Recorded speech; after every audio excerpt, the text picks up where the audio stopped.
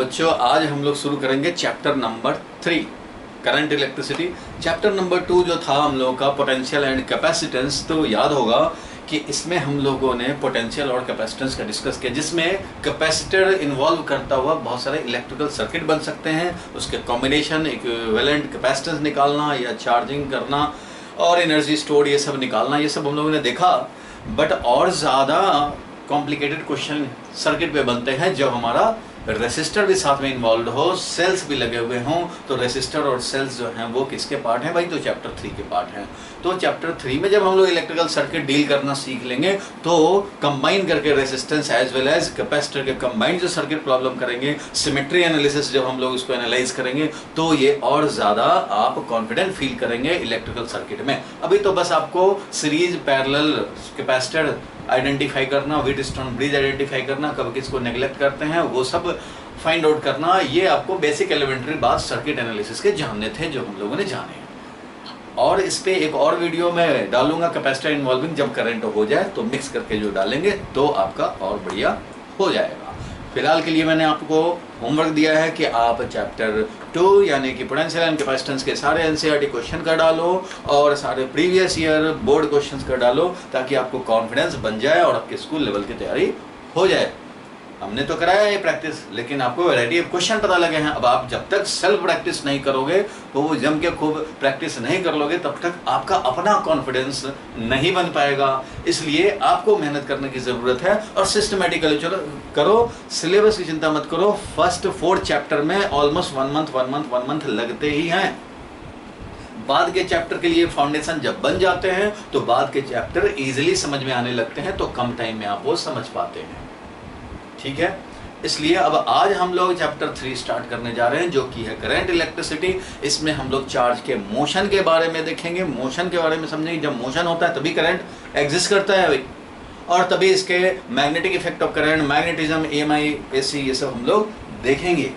ठीक है, तो इसमें हम लोग शुरू करते हैं। ये चैप्टर इजी है थोड़ा, लार्ज तो जैसे 1 और 2 था उतना ही ये भी है थोड़ा, लेकिन आपको पेशेंस के साथ और सिस्टमेटिकली, लॉजिकली समझते हुए चलने हैं, तो आगे के लिए फाउंडेशन स्ट्रांग हो जाएगा।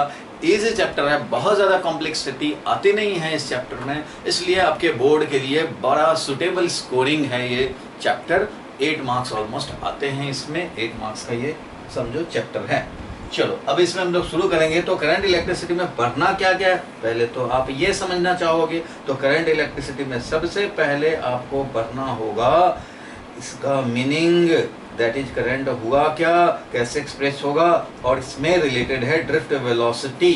ड्रिफ्ट वेलोसिटी का एक्सप्रेशन ये आज का ही टॉपिक होगा। मीनिंग समझना कि क्या है करंट, कैसे प्रोड्यूस होता है करंट, क्या कॉज होता है, और जब प्रोड्यूस होता है कैलकुलेशन कैसे करते हैं, और आखिर जब हमारा करंट एग्जिस्ट कर रहा है तो वो इलेक्ट्रॉन का ड्रिफ्टिंग होने से हुआ है, तो वो ड्रिफ्ट वेलोसिटी क्या है, और ड्रिफ्ट वेलोसिटी के टर्म में करंट क्या है, ये आज का टॉपिक भी है और इसमें आपको ये सब देखने हैं। इसके बाद हम लोग स्विच कर जाते हैं ओम्स लॉ पे, तो मोस्ट प्रोबेबली नेक्स्ट क्लास जो होगा ओम्स लॉ पे हो जाएगा। फिर हमारा कॉम्बिनेशन ऑफ कैपेसिटर जैसे था वैसे ही कॉम्बिनेशन, यानी सीरीज, पैरेलल, व्हीटस्टोन ब्रिज, ये सब रेसिस्टर के भी आएंगे, ये भी देखने पड़ेंगे। उसके बाद और क्या पढ़ने हैं भाई? तो सेल्स के बारे में पढ़ने हैं।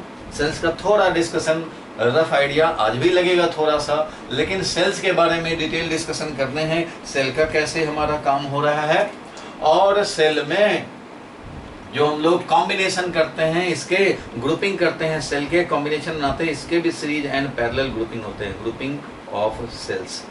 इसका डेरिवेशन भी है, ये डेरिवेशन भी पूछे जाते हैं, और सेल का टर्मिनल वोल्टेज और EMF में रिलेशन पूछे जाते हैं। ये सब जब समझ जाएंगे तो फिर हम लोग पढ़ने हैं Kirchhoff's law, very very important Kirchhoff's law, Kirchhoff's law. ठीक है, CHHOFF, किरचॉफ्स लॉ। स्पेलिंग कभी कभी गड़बड़ हो जाता है भाई, याद रखना समझ के, KIRCHHOFF, किरचॉफ्स लॉ। ठीक है, इसके बाद हम लोग जब किरचॉफ्स लॉ पढ़ लेंगे तो अब हम लोग मीटर ब्रिज पढ़ते हैं।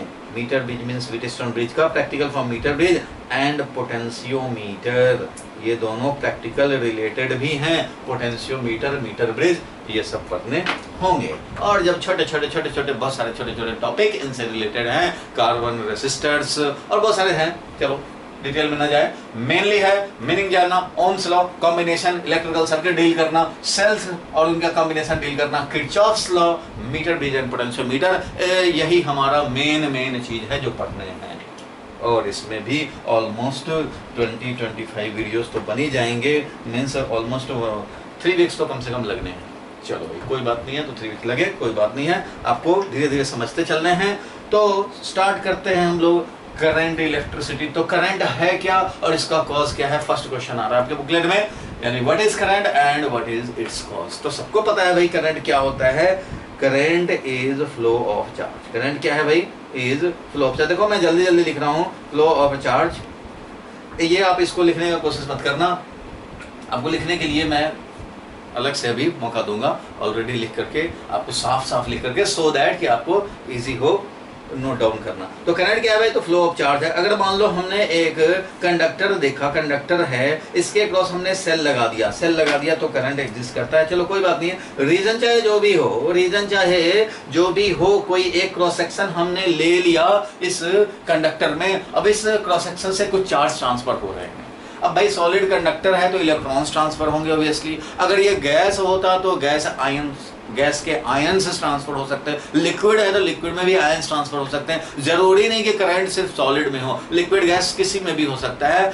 सिर्फ पर्पस क्या है भाई, किसी पर्टिकुलर डायरेक्शन में चार्ज फ्लो हो, सच दैट कि चार्जेस का ट्रांसपोर्टिंग हो रहा हो, चार्ज जा रहे हो, फ्लो कर रहे हो। तो फ्लो करता हुआ चार्ज को ही हम लोग करंट बोलते हैं। और चार्ज फ्लो अगर डेल्टा क्यू हुआ है थ्रू एनी क्रॉस सेक्शन, तो डेल्टा टी टाइम में चार्ज फ्लो किया डेल्टा क्यू, तो ये होगा करंट का average value through the considered cross section. उस क्रॉस सेक्शन से delta Q charge delta T time में ट्रांसफर किया, तो यह है average value of current over this time interval. मान लो 0 से लेकर 3 सेकंड के लिए निकाला, 0 से लेकर 4 सेकंड के लिए निकाला, तो भाई 0 से 4 सेकंड में 16 कूलम चार्ज अगर ट्रांसफर हो गया, तो 16 divided by 4 second, 16 coulomb divided by 4 second, तो ये क्या हो जाएगा, तो 16 डिवाइडेड बाई 4 और कूलम पर सेकंड को बोलते हैं एम्पियर। सो करंट का यूनिट क्या बन जाएगा भाई, बताओ भाई, करंट का यूनिट क्या बन जाएगा, लिखाऊंगा अलग से। SI unit will be equal to coulomb per second, also known as ampere. Capital ऐसे रिप्रेजेंट करेंगे। अगर तुम्हें पूरा नाम लिखने की जरूरत है, लग रहा हो, तो एम्पियर ऐसे लिखना, स्मॉल लेटर से शुरू करना। यहाँ पे कैपिटल लेटर से शुरू कर देते हैं अगर कुछ लोग, तो वो गलत करते हैं। एम्पियर अगर ये लिखते हो तो इससे साइंटिस्ट का नाम लिखा जाएगा, ये साइंटिस्ट का नाम है एम्पियर। जैसे आप लिखते हो, किसी भी स्टूडेंट का नेम लिखा जाता है, किसी भी बंदे का नाम लिखोगे या बंदी का नाम लिखोगे तो क्या करोगे भाई, तो फर्स्ट लेटर कैपिटल और बाकी सब स्मॉल, ऐसा करते हैं हम लोग। अमन मान लो तो A कैपिटल, बाकी तो भाई वैसे चलेगा, स्मॉल चलेगा। तो कभी भी कैपिटल A यहाँ लिख दिया, कैपिटल A लिख दिया, तो ये साइंटिस्ट का, पर्सन का नेम हो गया। और सारे स्मॉल हैं तो ये एम्पियर नाम का करंट का SI यूनिट है, ठीक है। तो ये SI यूनिट है। अगर एक लेटर लिखना है तो कैपिटल A लिखो, और सारे लेटर लिखने हैं तो सारे स्मॉल लेटर लिखो, तभी यूनिट होगा, नहीं तो ये साइंटिस्ट का नेम हो जाएगा। ये तो हमारा पर्पस है नहीं कि साइंटिस्ट का नेम लिखा जाए, यहाँ का पर्पस है करंट का SI यूनिट, जो कि ऑब्वियसली इसी साइंटिस्ट के नाम पे है, इसलिए नाम है, बट स्पेलिंग अलग करोगे तभी तो हमें पता लगेगा कि साइंटिस्ट का नाम लिखा गया या कि SI यूनिट लिखा गया। तो ठीक है भाई, ये बन गया SI यूनिट। अब करंट के बारे में हम लोग और सोचते हैं भाई कि ये डायरेक्शन किधर होता है इसका, तो डायरेक्शन किधर होता है भाई, तो करंट का डायरेक्शन होता है पॉजिटिव चार्ज के फ्लो का डायरेक्शन। पॉजिटिव चार्ज जिधर फ्लो करेगा उसी डायरेक्शन में हमारा करंट एग्जिस्ट करेगा, डायरेक्शन ऑफ करंट। और नेगेटिव चार्ज जिधर फ्लो करेगा, मान लो नेगेटिव चार्ज है तो ये जिधर फ्लो करते हैं, जिधर वेलोसिटी होता है, नेगेटिव चार्ज का जिधर फ्लो डायरेक्शन होता है, उसके अपोजिट में हम लोग समझते हैं करंट। सो आयन होंगे, पॉजिटिव आयन राइटवर्ड जा रहा है तो राइटवर्ड करंट, नेगेटिव आयन अगर मान लो लेफ्टवर्ड जा रहा है तो इसके corresponding current, negative ion leftward direction में तो कॉरस्पॉन्डिंग करंट राइटवर्ड डायरेक्शन में। इस तरह से हम लोग समझते हैं। गैसेस हो चाहे लिक्विड हो, तो ऐसे में आयन का मोशन देखेंगे, पॉजिटिव नेगेटिव का। और कंडक्टर है तो सिर्फ एक ही मूव कर रहा है, वो क्या है, इलेक्ट्रॉन्स। सेमी कंडक्टर है तो इलेक्ट्रॉन होल दोनों होते हैं, तो उसमें हम लोग दोनों को समझते हैं। फिलहाल यहाँ पे हम लोग सॉलिड कंडक्टर में, और इस पूरे चैप्टर में हम लोग सॉलिड कंडक्टर में ड्यू टू इलेक्ट्रॉन्स मोशन जो करंट एग्जिस्ट करता है, दैट इज चार्ज फ्लो का जो रेट एग्जिस्ट करता है, वही हम लोग को पढ़ना है। So rate of flow of charge, current का जो वैल्यू होगा क्या होगा, rate of flow of charge. Current क्या है, तो flow of charge in a particular direction. Flow of charge जब होता है तो करंट का एग्जिस्टेंस समझते हैं, but value of current is nothing but rate of flow of charge, और ये एवरेज है। अगर इंस्टेंटेनियस करंट निकालना हो, इंस्टेंटेनियस समझते हो ना भाई, at a particular instance of time, तो क्या करेंगे भाई, तो वही डेल्टा क्यू अपॉन वही time interval, but this delta T is tending to zero, delta T is tending to zero. तो इस कंडीशन में करंट हो जाएगा हमारा इंस्टेंटेनियस करंट, और उसको बोलेंगे D Q by D T, क्योंकि भाई जब delta T tending to zero हो जाए तो उस कंडीशन में डेल्टा टी को क्या लिखेंगे, डी टी लिखेंगे, और इस डी टी छोटे से टाइम में कितना चार्ज ट्रांसफर हो जाएगा भाई, तो डी क्यू चार्ज ट्रांसफर, तो D Q divided by D T, that is D Q by D T. अगर हमारा Q दिया हुआ हो as a function of time तो डिफरेंशिएट करके निकालने पड़ेंगे। क्लियर है यहाँ तक? ठीक है, मेन बात ये आप समझ लिए, क्लियर है यहाँ तक? आप नोट करना चाहते हो तो नोट कर लो भाई, इसको नोट कर लो, थोड़ा सा नोट कर लो, और इसके बाद हम लोग कॉज ऑफ करंट की डिस्कशन करें। That is value of current इस तरह से दिखाएंगे, average value of current instantaneous, ये 2 पॉइंट कम से कम नोट कर लो। और ऐसा यूनिट तो होता है, ये भी नोट कर लो, ऐसा यूनिट कूलम पर सेकंड और एम्पियर, ऐसा लिखेंगे। डायरेक्शन ऑफ करंट तो पॉजिटिव से निगेटिव की तरफ, पॉजिटिव से फ्लो, पॉजिटिव जिधर फ्लो करे या निगेटिव जिधर फ्लो करे उसके अपोजिट। ठीक है, बहुत बढ़िया। करंट क्यों एग्जिस्ट करता है, जरा इसके कॉज पे चले, क्योंकि क्वेश्चन क्या था हमारा, व्हाट इज करंट, तो इंट्रोडक्टरी आइडिया मिल गया हमें, what is current, what is current idea मिल गया। अब इसका कॉज क्या है, क्यों करंट चला भाई, तो देखो भाई, ये कंडक्टर था, इस कंडक्टर में जैसे ही पोटेंशियल डिफरेंस अप्लाई करोगे, इसका डिटेल तो आज देखना ही है, बट ये ओवरऑल बात समझे, फर्स्ट क्वेश्चन है, इंट्रोडक्टरी क्वेश्चन है, समझा जाए तो। अगर कोई कंडक्टर है, इसमें जब हम लोग पोटेंशियल डिफरेंस सेल अप्लाई कर देते हैं, सेल जब अप्लाई कर देते हैं तो पॉजिटिव मींस हाई पोटेंशियल, तो इधर क्या है, ये हाई पोटेंशियल है, इधर क्या है, ये लो पोटेंशियल ये है। तो इस कंडीशन में क्या होगा, अंदर में इलेक्ट्रिक फील्ड सेट होगा, और इलेक्ट्रिक फील्ड सेट होने से इलेक्ट्रॉन्स का मोशन इधर होने लगता है, ड्रिफ्ट करने लगता है, और इसी को हम लोग करंट बोलते हैं। तो कॉज ऑफ करंट क्या है, एप्लीकेशन ऑफ पोटेंशियल डिफरेंस। ये जो पोटेंशियल डिफरेंस जो अप्लाई हुआ ना, मान लो ये 10 वोल्ट है, मान लो कितना है, 10 वोल्ट है, तो अगर 10 वोल्ट है तो ये high potential to low potential electric field set हो जाएगा। आप सोचेंगे कि अच्छा इलेक्ट्रिक फील्ड तो होता नहीं था इनसाइड कंडक्टर, भाई तो वो था इलेक्ट्रोस्टैटिक कंडीशन, अभी डिस्कस करेंगे डिटेल में थोड़ा, लेकिन अभी के लिए समझो, जब सेल लगा दोगे पोटेंशियल डिफरेंस अप्लाई हो जाएगा तो electric field high potential to low potential exist कर जाएगा, और इस इलेक्ट्रिक फील्ड के इन्फ्लुएंस में इलेक्ट्रॉन्स का ओवरऑल ड्रिफ्टिंग अपोजिट में होने लग जाएगा। इलेक्ट्रॉन नेगेटिव है तो इलेक्ट्रिक फील्ड के अपोजिट में ओवरऑल ड्रिफ्टिंग कैसे होता है, क्या होता है मैकेनिज्म हम लोग देखेंगे, लेकिन ड्रिफ्टिंग होगा उससे हम लोग समझेंगे इलेक्ट्रॉन का इधर है फ्लो तो करंट ऐसे। So main cause of current is the existence of electric field which is due to application of potential difference and maintaining this potential difference। इस सेल का यही तो काम है, इसका पोटेंशियल डिफरेंस भी अप्लाई करता है और उसको मेंटेन रखता है। पोटेंशियल डिफरेंस मेंटेन है, इलेक्ट्रॉन बेचारा भाग रहा है, पूरे को एक पोटेंशियल करना चाहता है बट होने नहीं देता, इलेक्ट्रॉन को ये सेम पोटेंशियल करने नहीं देता। सेल पोटेंशियल डिफरेंस मेंटेन कर रखा है, इलेक्ट्रिक फील्ड एग्जिस्ट किया जा रहा है, एग्जिस्ट कर रहा है, और इलेक्ट्रॉन का मोशन हो रहा है। ऐसे कंडीशन में हम लोग बोलते हैं कि करंट एग्जिस्ट करेगा। So real cause of existence of current inside any conductor is the application of potential difference and hence electric field and it's maintenance. इसको जब तक मेंटेन करके रखेंगे तब तक करंट रहेगा। तो कॉज ऑफ करंट के लिए आप चाहो तो क्या करो, तो आप सेंटेंस लिख लो जरा भाई, अभी जो समझाया लिखो। कॉज ऑफ करंट इज क्या भाई, तो क्या है cause of current, is the application of potential difference and hence existence of electric field across the two end of the conductor। ठीक है, maintenance of the potential difference, maintenance of the potential difference, ये दूसरा sentence, and existence of electric field inside causes free electrons to drift opposite to the electric field inside the conductor and hence causes current through the conductor। ये overall बात है, इसमें कोई detail की बात नहीं है, ये तो ओवरऑल हमने समरी बताया कि ये है, क्योंकि फर्स्ट क्वेश्चन था करंट क्या है और उसका कॉज क्या है, तो ऐसा हम लोग लिख सकते हैं। अब बाकी इसके डिटेल देखने क्या क्या हुआ, कैसे कैसे हुआ, तो भाई लगाया जाए माइक्रोस्कोप, क्या किया जाए, माइक्रोस्कोप लगाया जाए, देखा जाए कैसे कैसे क्या होगा भाई इसमें। तो ठीक है, इसका हम लोग काम करेंगे। ठीक है, बहुत बढ़िया। अब एक और क्वेश्चन था तुम्हारा बुकलेट में, नेक्स्ट जो क्वेश्चन था वो था what is unit, dimension and direction of current. तो भाई यूनिट तो हम लोग समझ लिए, coulomb per second that is ampere.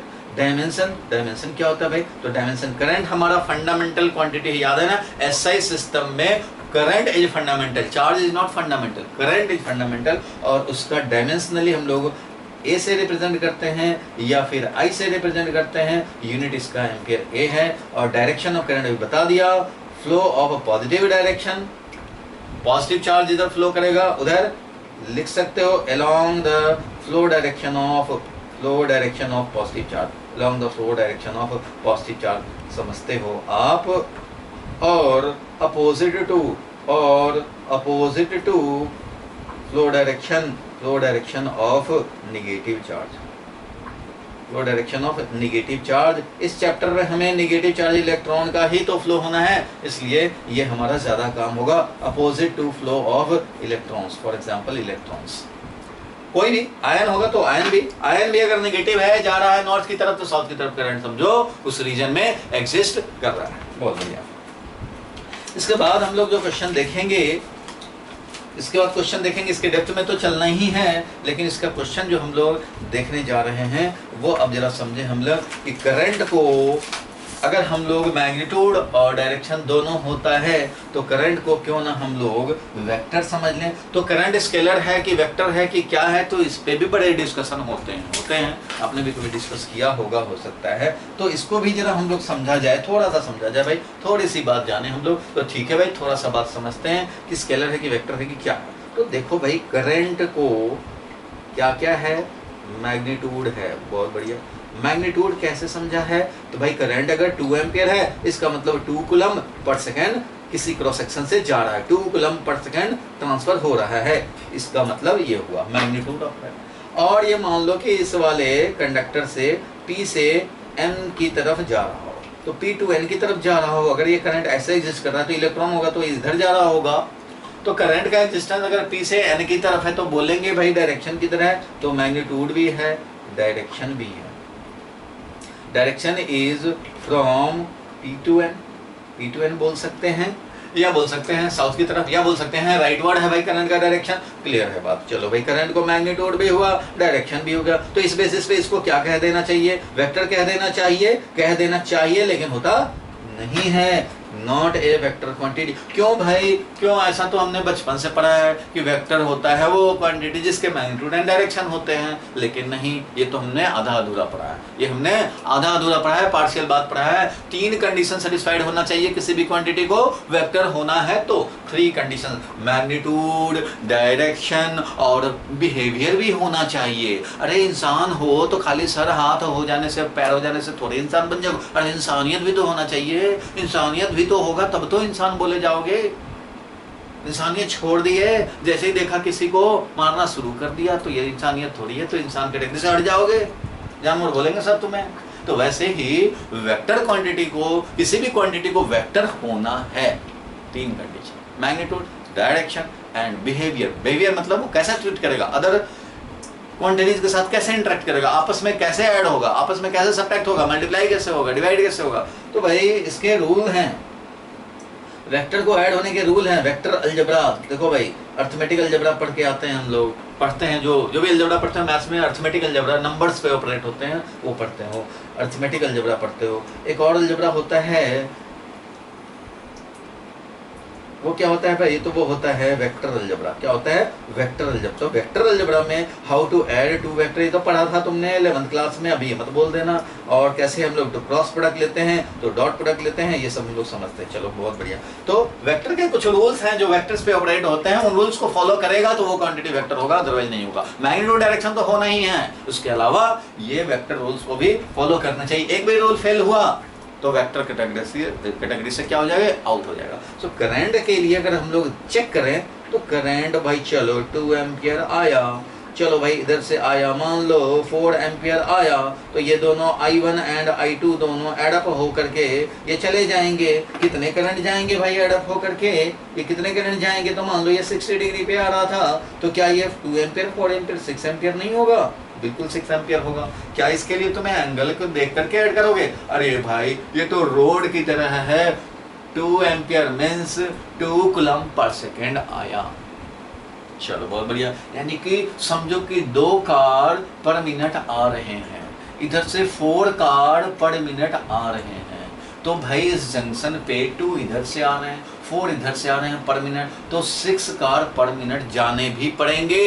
क्यों भाई? क्योंकि ये जो जंक्शन है ना, ये जंक्शन जो कि करंट इलेक्ट्रिसिटी में आगे पढ़ेंगे तो इसको नोड भी बोला जाता है। इस जंक्शन पे आने वाला जितना होगा उतना ही तो जाने वाला होगा। यहाँ पे थोड़े ना कार प्रोड्यूस हो रहे हैं, या यहाँ एक कुआं है जहाँ कार जाकर के डुबक, कार गया डुबक और कुछ कार आगे निकल गए। तो ऐसा तो नहीं है कि ये सिंक ऑफ चार्ज हो या सोर्स ऑफ चार्ज हो, ना तो कोई जंक्शन या कोई भी point on the conductor is neither a source of charge nor a sink of charge. It mean ना प्रोड्यूस होगा चार्ज ना कंज्यूम होगा चार्ज। तो जितने चार्ज पर सेकंड आएंगे, जितने चार्ज पर सेकंड आएंगे उतने चार्ज पर सेकंड जाने पड़ेंगे। अगर जाएंगे नहीं तो यहाँ स्टोरेज होने लग जाएगा। अगर 2 इधर से आया, 4 से आया, 6 आ रहे हैं तो यहाँ से 5 नहीं जा सकता। अगर 5 जाएगा तो 1 का क्या हुआ? 1 यहाँ स्टोर होकर रह रहा है क्या?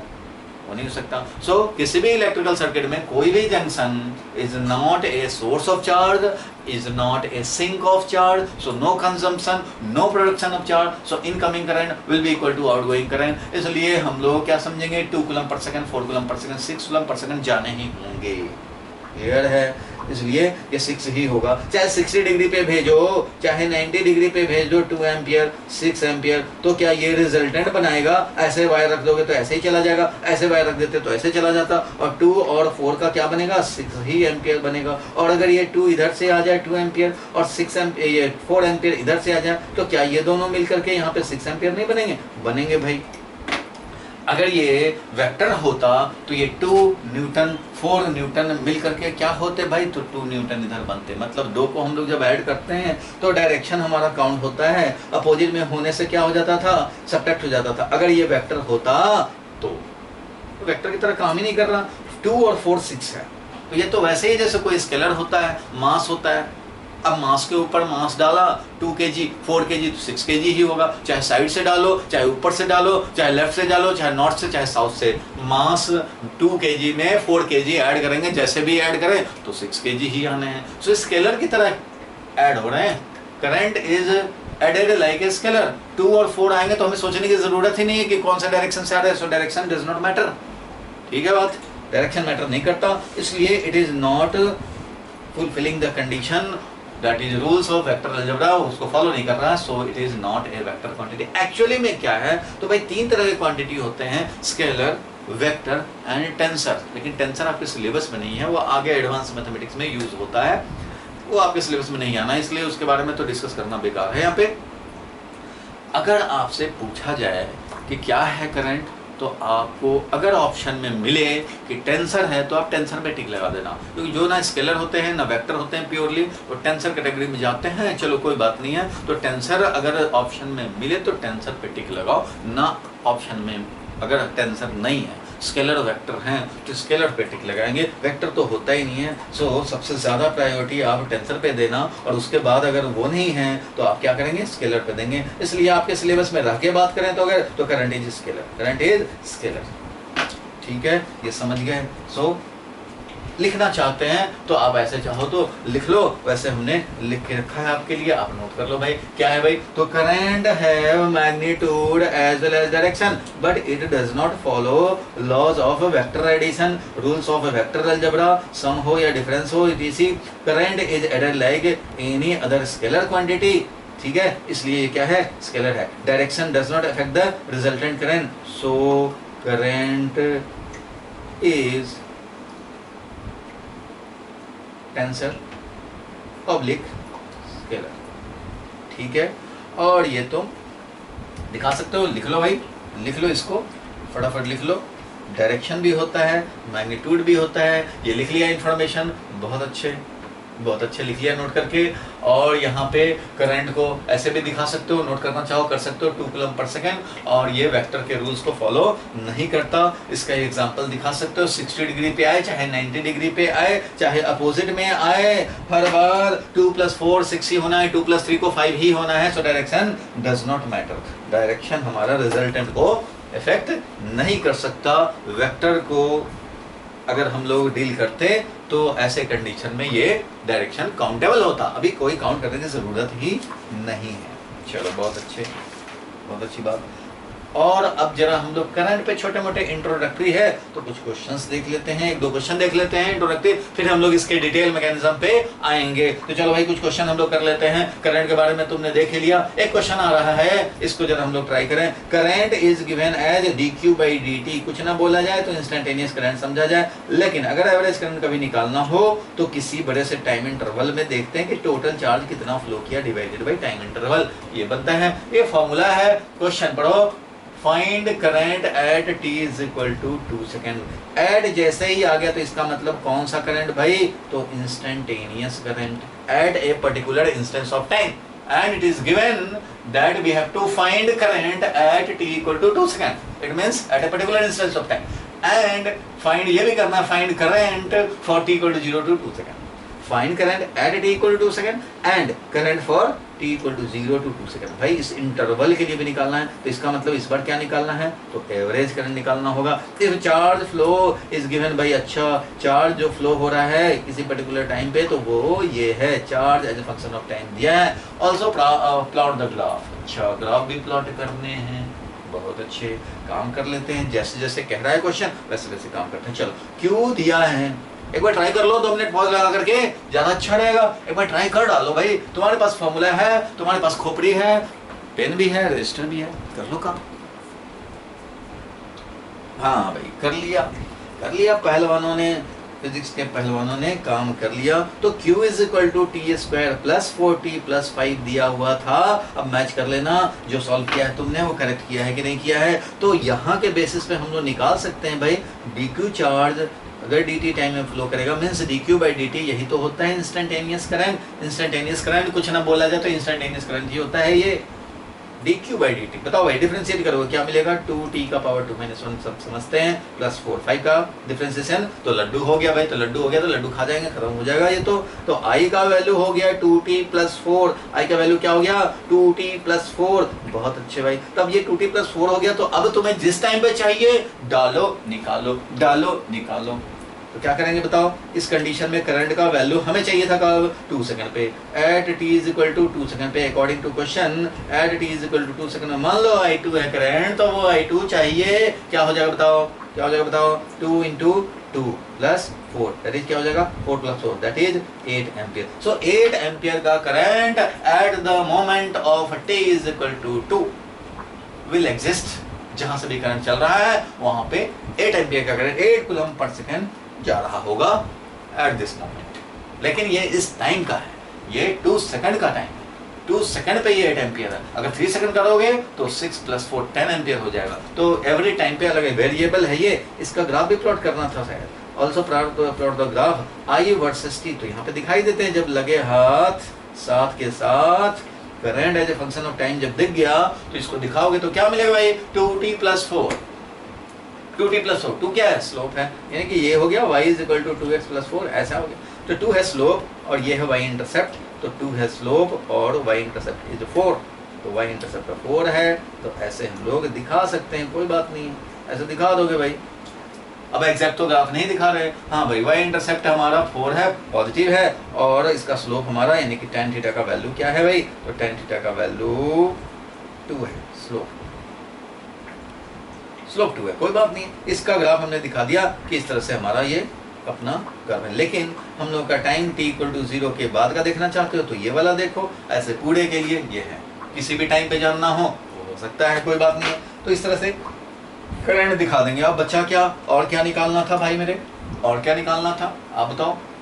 एक तो निकाल लिया t इक्वल टू 2 सेकंड पे, अच्छा एवरेज करंट भी निकालना है, t इज इक्वल टू 0 से 2 सेकंड। अच्छा 0 से लेकर 2 सेकंड के लिए एक करंट बताओ, एक करंट। तो भाई 0 पे कुछ और था करंट, 1 पे कुछ और था, 1.5 पे कुछ और था, 2 पे कुछ और था, तो वेरिएबल थे, अलग अलग करंट थे। तो भाई इस पूरे इंटरवल के लिए एक बताना है, मीन्स उसका एवरेज बताना है, ताकि उस पूरे इंटरवल में अगर वही करंट चले कांस्टेंट तो उतना ही चार्ज फ्लो करे जितना वेरिएबल का। एवरेज का मीनिंग यही होता है। एवरेज वेलोसिटी, मान लो हमने स्कूल तक ट्रेवल किया, कभी तो पैदल गया, कभी रिक्शा पकड़ लिया, कभी बीच में आइसक्रीम भी चबाने लग गए, तो ऐसे कंडीशन में कभी वेलोसिटी 0 हुआ, कभी पैदल वाला 0 के बदले 10 हुआ, और कभी रिक्शा पे पहुंच गया तो 30 हो गया। तो इस तरह से मिक्स करते हुए पहुंच गया। अब हर टाइम पे तो अलग अलग वेलोसिटी था, कभी आइसक्रीम खा रहे थे, कभी पैदल जा रहे थे। तो ऐसे करते करते हमने मान लो 1 घंटे में ट्रेवल किया 2 किलोमीटर, तो भाई 2 किलोमीटर पर आवर ही तो हुआ हमारा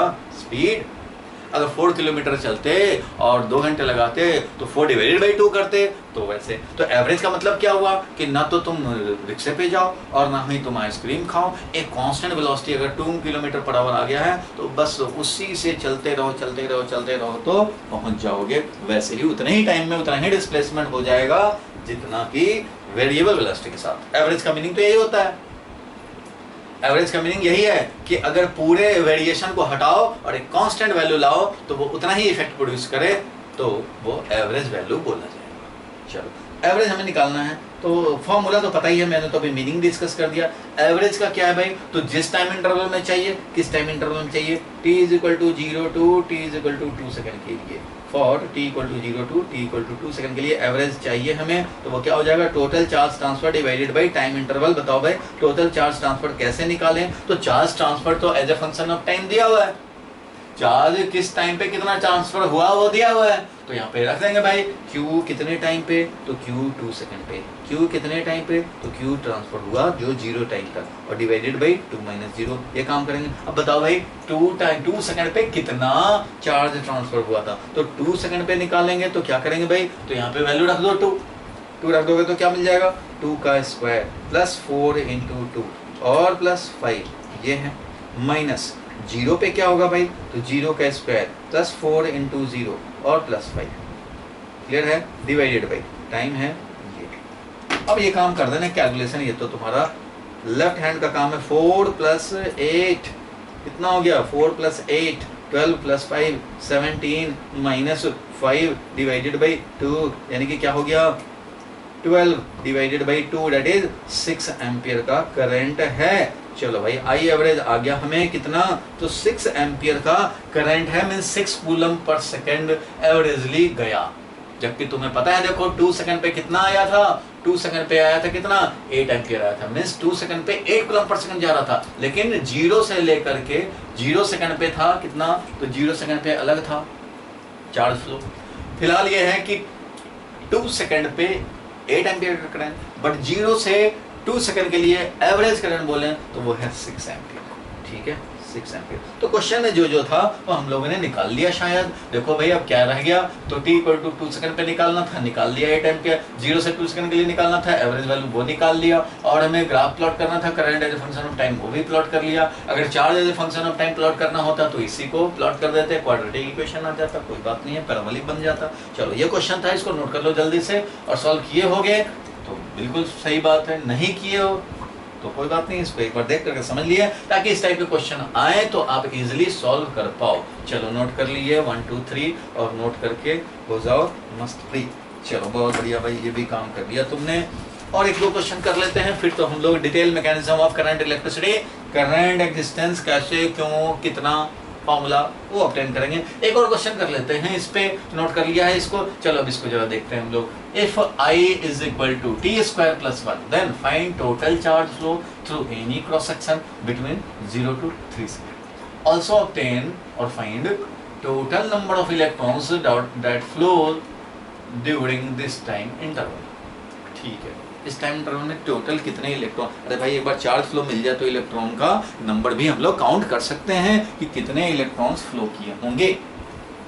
चलो भाई पॉज लगा के ट्राई कर लो जरा, पॉज लगाओ ट्राई कर जाओ, करने तो पड़ेंगे नहीं तो आगे फंस जाएंगे, कोई काम नहीं आएगा। चलो भाई जल्दी जल्दी कर लो काम, जल्दी जल्दी काम कर लो। करंट दिया हुआ है I = t² + 1। चलो भाई अब काम स्टार्ट हो जाए, करना तो पड़ेगा ही, करना तो पड़ेगा ही भाई। साइंस लिए हो, थोड़ा थोड़ा काम करो, मजे भी आएंगे और काम भी हो जाएगा। अच्छे कॉलेज में पहुंच जाओगे, फिर अच्छे अच्छे क्या क्या मिलेंगे, अच्छे अच्छे लड्डू भी मिलेंगे, खाने को मिलेंगे और बहुत कुछ मिलेंगे। तो टोटल चार्ज फ्लो, अच्छा चार्ज फ्लो बताने हैं, करंट दिया हुआ है, करंट का तो हम लोग करंट और चार्ज में तो यही रिलेशन है भाई।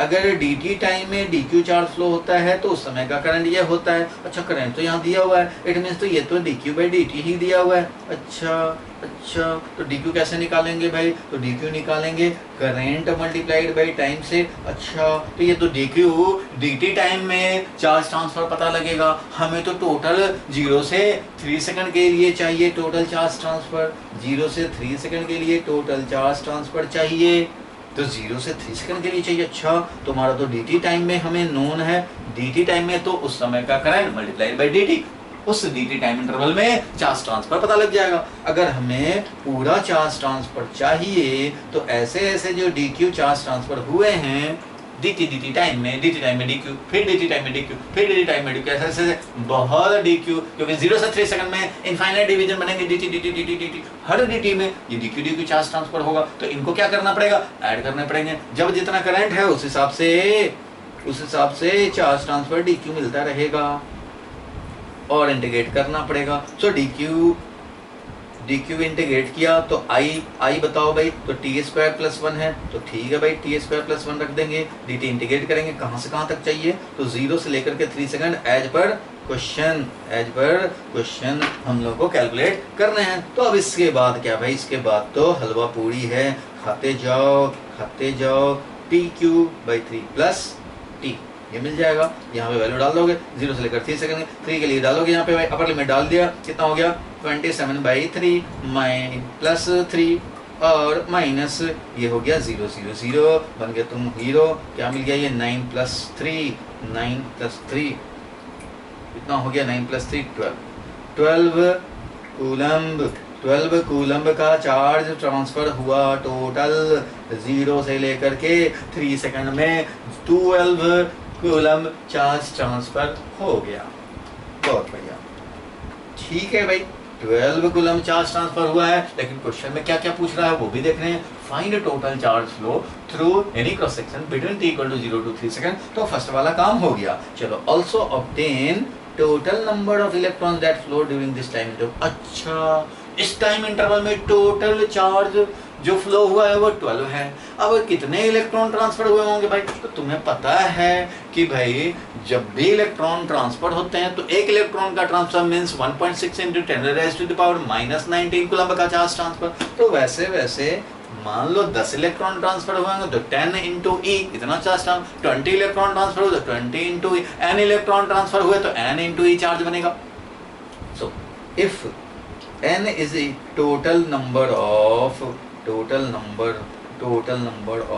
electrons transfer then क्या लिखेंगे भाई, अगर n हमारा total number of electron transfer है तो इसका मतलब डेल्टा Q जो है वो ne होगा। पर डेल्टा Q तो तुम्हारा 12 कूलम है भाई, 12 कूलम आया है, इसके लिए करस्पॉन्डिंग चाहिए तो n × इलेक्ट्रॉनिक चार्ज।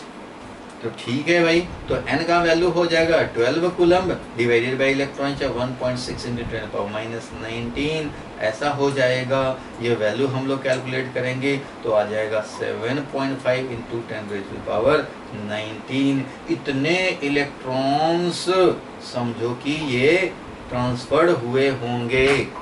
ऑलमोस्ट यही हो जाएगा, 1.6 को 7.5 से मल्टीप्लाई करो तब जाकर के ये 12 आएगा। अप्रोक्सीमेटली ये है, हमने अंदाजा लगा लिया 7.5 × 10⁻19 इलेक्ट्रॉन्स ट्रांसफर होंगे। क्लियर है यहाँ तक भाई? कोई भी चार्ज ट्रांसफर होता है तो integral multiple of electronic charge नहीं होता है। n इलेक्ट्रॉन ट्रांसफर हुए तो इतना चार्ज ट्रांसफर हो गया। अब वो चार्ज ट्रांसफर तुम्हें पता है कि 12 कूलम है, तो 12 = n, n का वैल्यू निकाल लिया। बहुत बढ़िया, क्वेश्चन लिख लो भाई और इसका आंसर भी लिख लेना चाहिए। अगर सॉल्व नहीं हुआ था तो जरूर लिखना चाहिए। चलो भाई रेडी, 1 2 3 नोट करके हो गए मस्त फ्री। ये भी नोट कर लेंगे, इसका आंसर भी भाई किया, कुछ खास नहीं है इसमें, कोई परेशानी नहीं है, कोई दिक्कत वाली बात नहीं है।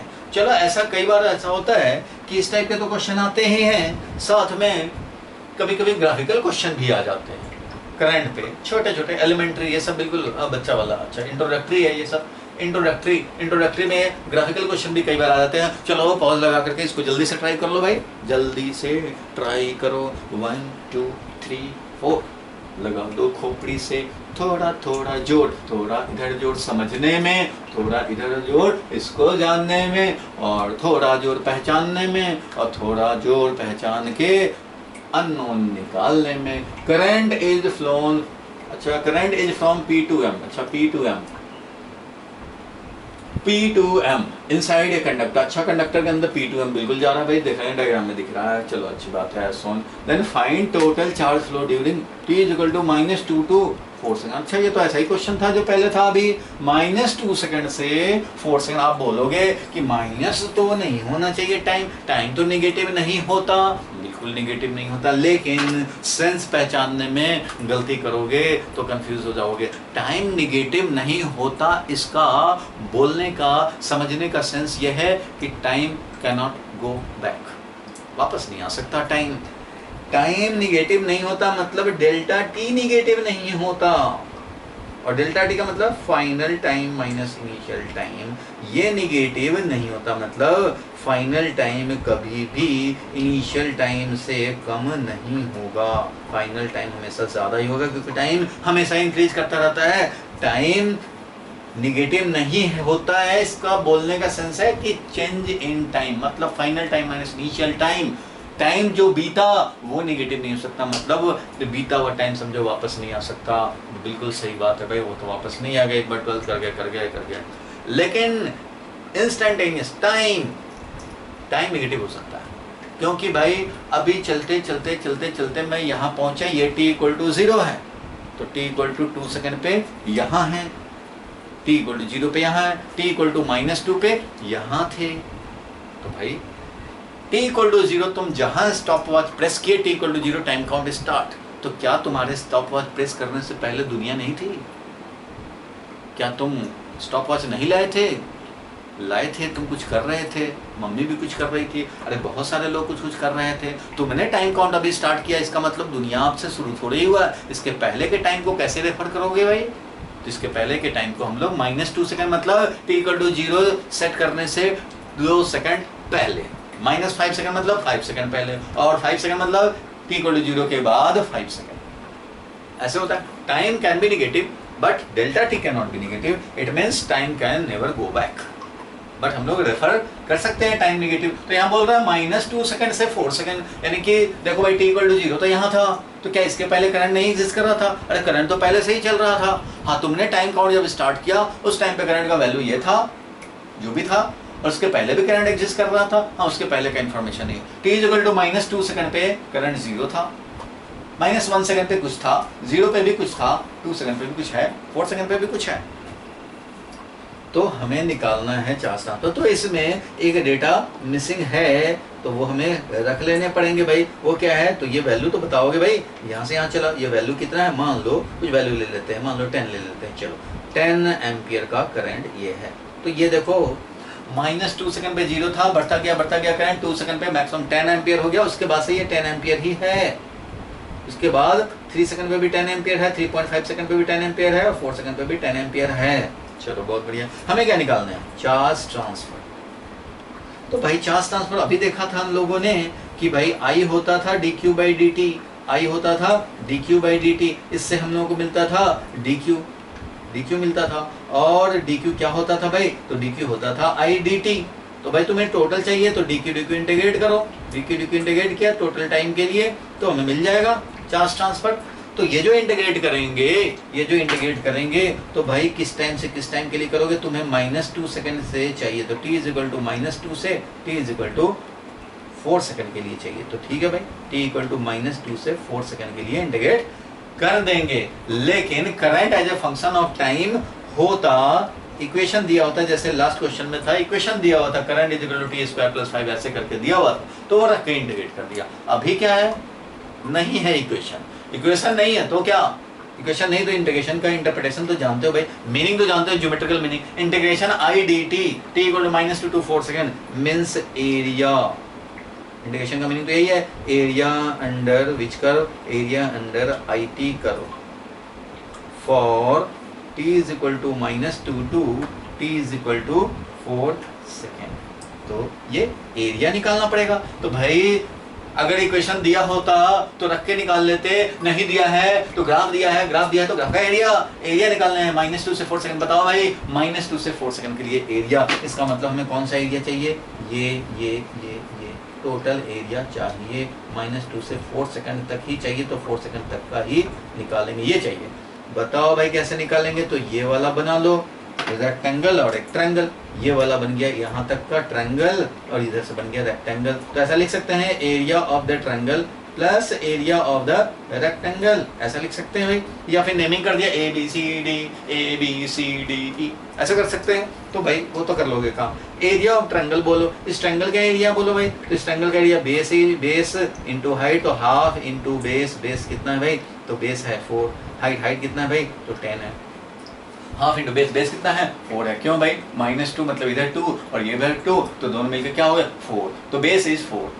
Half into base 4 into height है 10 दिया हुआ है, ठीक है, बहुत बढ़िया। अब एरिया ऑफ रेक्टेंगल, तो एरिया ऑफ रेक्टेंगल क्या होगा, ये और ये, तो ये 10 है और ये क्या है 2 है, 4 - 2 2 है। तो ये का यहाँ पे क्या हो जाएगा 10 इंटू 2, तो वैल्यू मिल गया हमें, कितना मिल गया भाई वैल्यू, तो देखो यहाँ पे वैल्यू क्या मिल गया, 40 divided by 2 means 20 plus 20 that is 40, तो 40 कूलम्ब।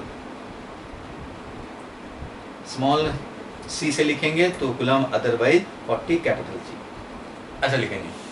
किसी का भी यही होता है भाई, अगर कैपिटल सी लिख देंगे तो गड़बड़ हो जाएगा फिर। तो इस तरह से चार्ज फ्लो हम लोग निकाल लेंगे, ग्राफ दिया तो एरिया से निकालेंगे, इसलिए जल्दी से इसको नोट कर लो। सॉल्व कर लिया था तो बहुत बढ़िया बात है।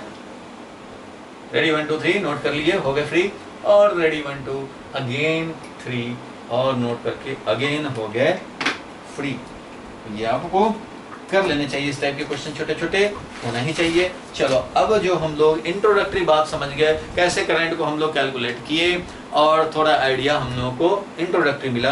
अब हम लोग चलेंगे मेन चीज पे, मेन चीज दैट इज अब करंट का थोड़ा डिस्कशन करेंगे। याद होगा हम लोग शुरू किए थे पढ़ाई जब चैप्टर 1, तो हमने बात की थी कि हम लोग इलेक्ट्रोस्टैटिक्स पढ़ रहे हैं, मतलब चार्ज के बारे में पढ़ना शुरू किया। ठीक है भाई, तो चार्ज दो कंडीशन में हो सकते हैं, चाहे तो चार्ज क्या रहे, रेस्ट में रहे, या तो फिर क्या हो जाए मोशन में रहे।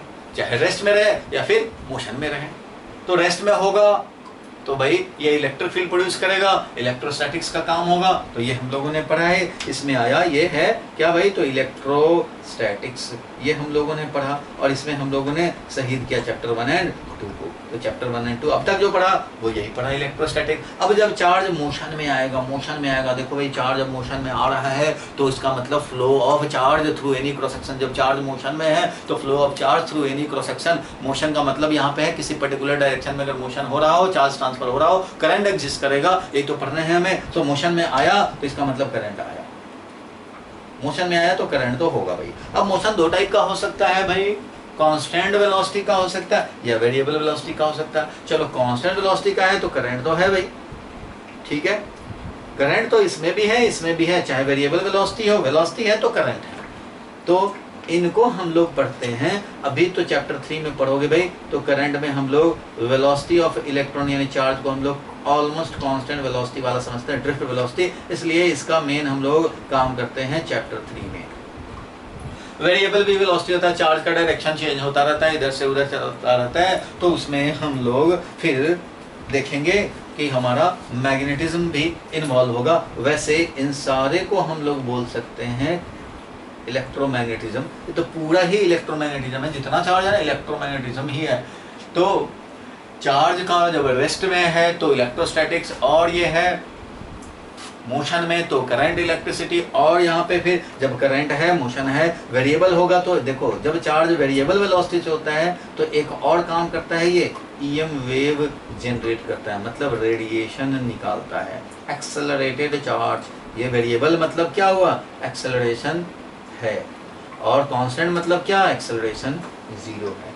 तो जब एक्सेलरेटेड होता है ना तो एक और काम होता है, रेडिएशन भी जनरेट होता है, रेडिएशन।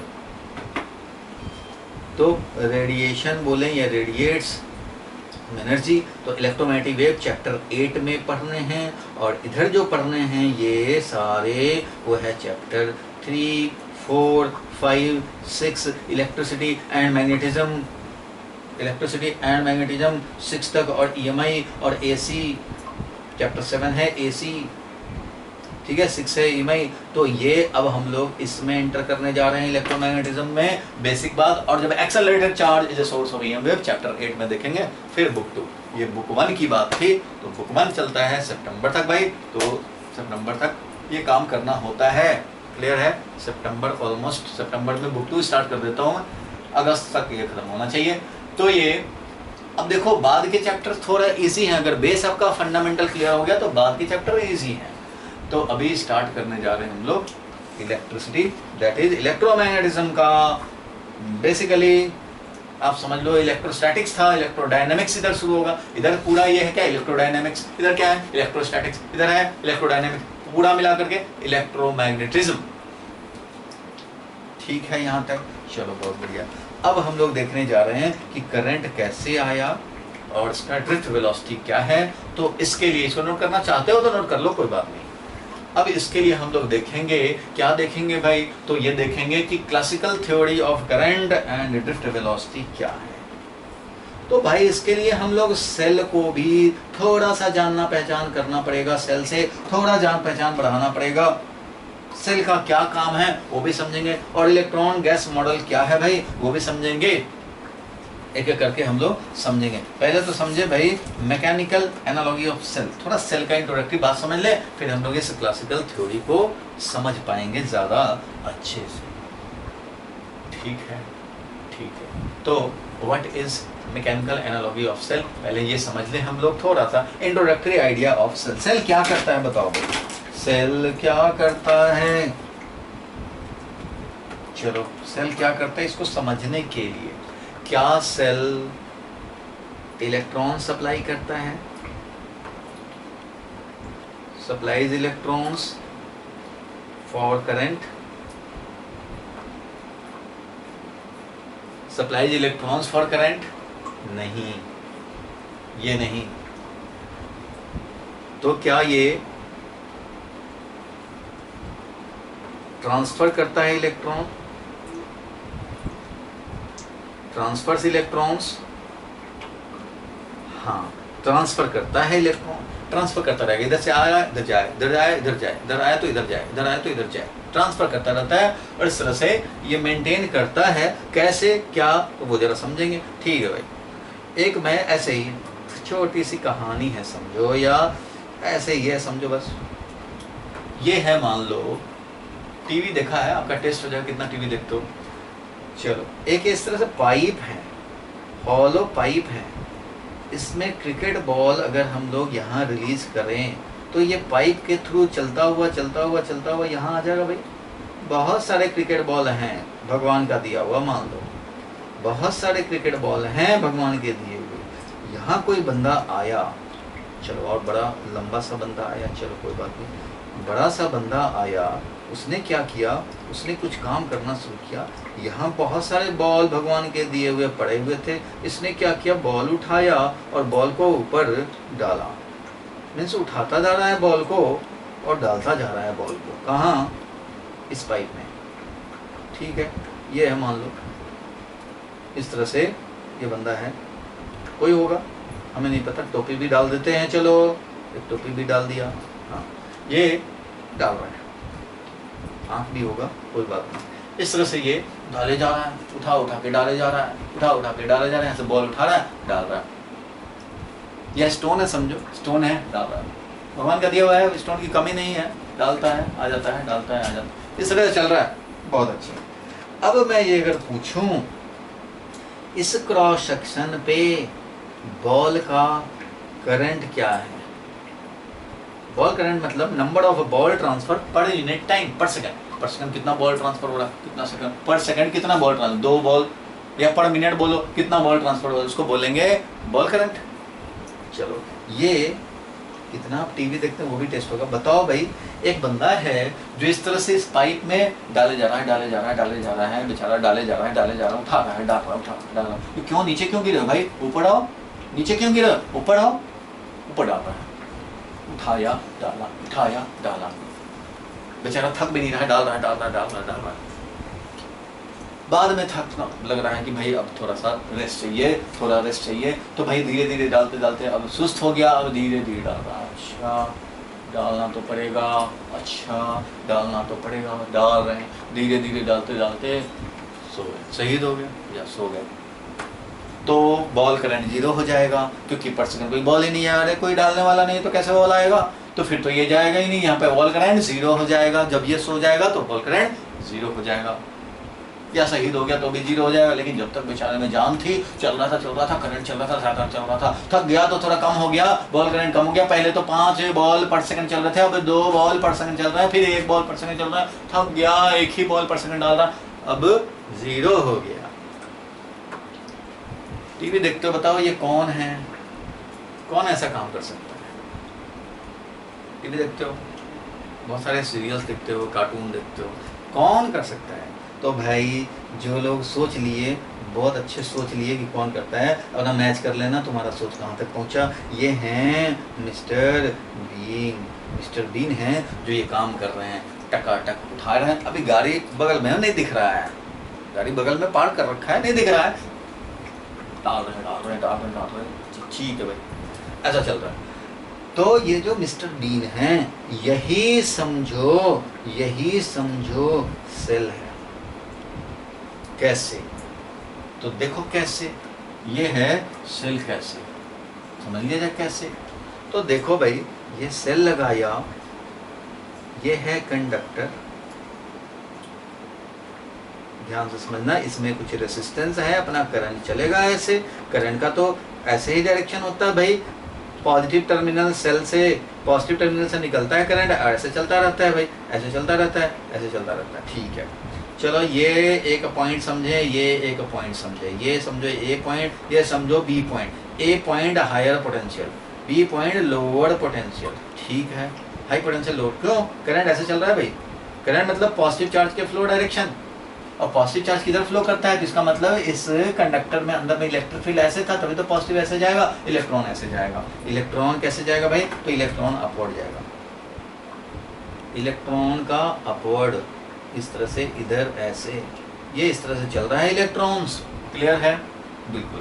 पॉजिटिव तो देखो मूव करता नहीं, बस खाली दिखाने के लिए है। कोई भी कंडक्टर में, जब कंडक्टर है सॉलिड, तो उसमें electrons are free to move, not positive. Positive ion तो फ्री ही नहीं मूव करने के लिए, इसलिए पॉजिटिव समझेंगे इक्विवेलेंटली तो इधर जा रहा है, समझेंगे, ज्यादा नहीं है, इलेक्ट्रॉन मूव करते ही। लेकिन कंडक्टर में ऐसे पॉजिटिव को समझ सकते हो इक्विवेलेंटली, बट इलेक्ट्रॉन का जो मोशन हो रहा है वो इस तरह से हो रहा है। अच्छा ठीक है, अब जरा इसमें कंपेयर करो, यही तो है एनालॉजी, यही है एनालॉजी। कैसे? एनालॉजी मतलब सिमिलैरिटी, समझ लो सिमिलैरिटी। ये है कैसे? देखो भाई, उधर था ये हाई पोटेंशियल, क्रिकेट बॉल के लिए या कॉस्को बॉल के लिए ये हाई पोटेंशियल है, हाई पोटेंशियल साइड है भाई, ग्रेटर हाइट पे है, तो इसका मतलब क्या है? ज़्यादा पोटेंशियल एनर्जी है, ज़्यादा पोटेंशियल पे है ये। और इधर क्या है भाई? तो लो पोटेंशियल है, और मिस्टर बीन अपना लगे हैं।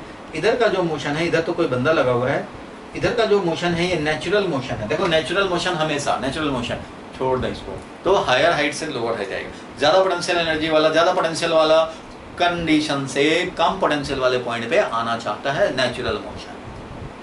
Against natural motion, low potential से हाई पोटेंशियल ले जाना है तो हमें वर्क करने पड़ेंगे, और हाई पोटेंशियल से लो पोटेंशियल जाना है तो कोई वर्क नहीं करने पड़े। So natural motion of the cricket ball is from higher height to lower height. ये नेचुरल फ्लो डायरेक्शन है। ये क्या है? ये क्या है? Natural flow direction. अपने आप हो रहा है, इसके लिए तुम्हें सिर्फ पाइप लगा देने की जरूरत है, पाथ देने की जरूरत है, नेचुरल फ्लो।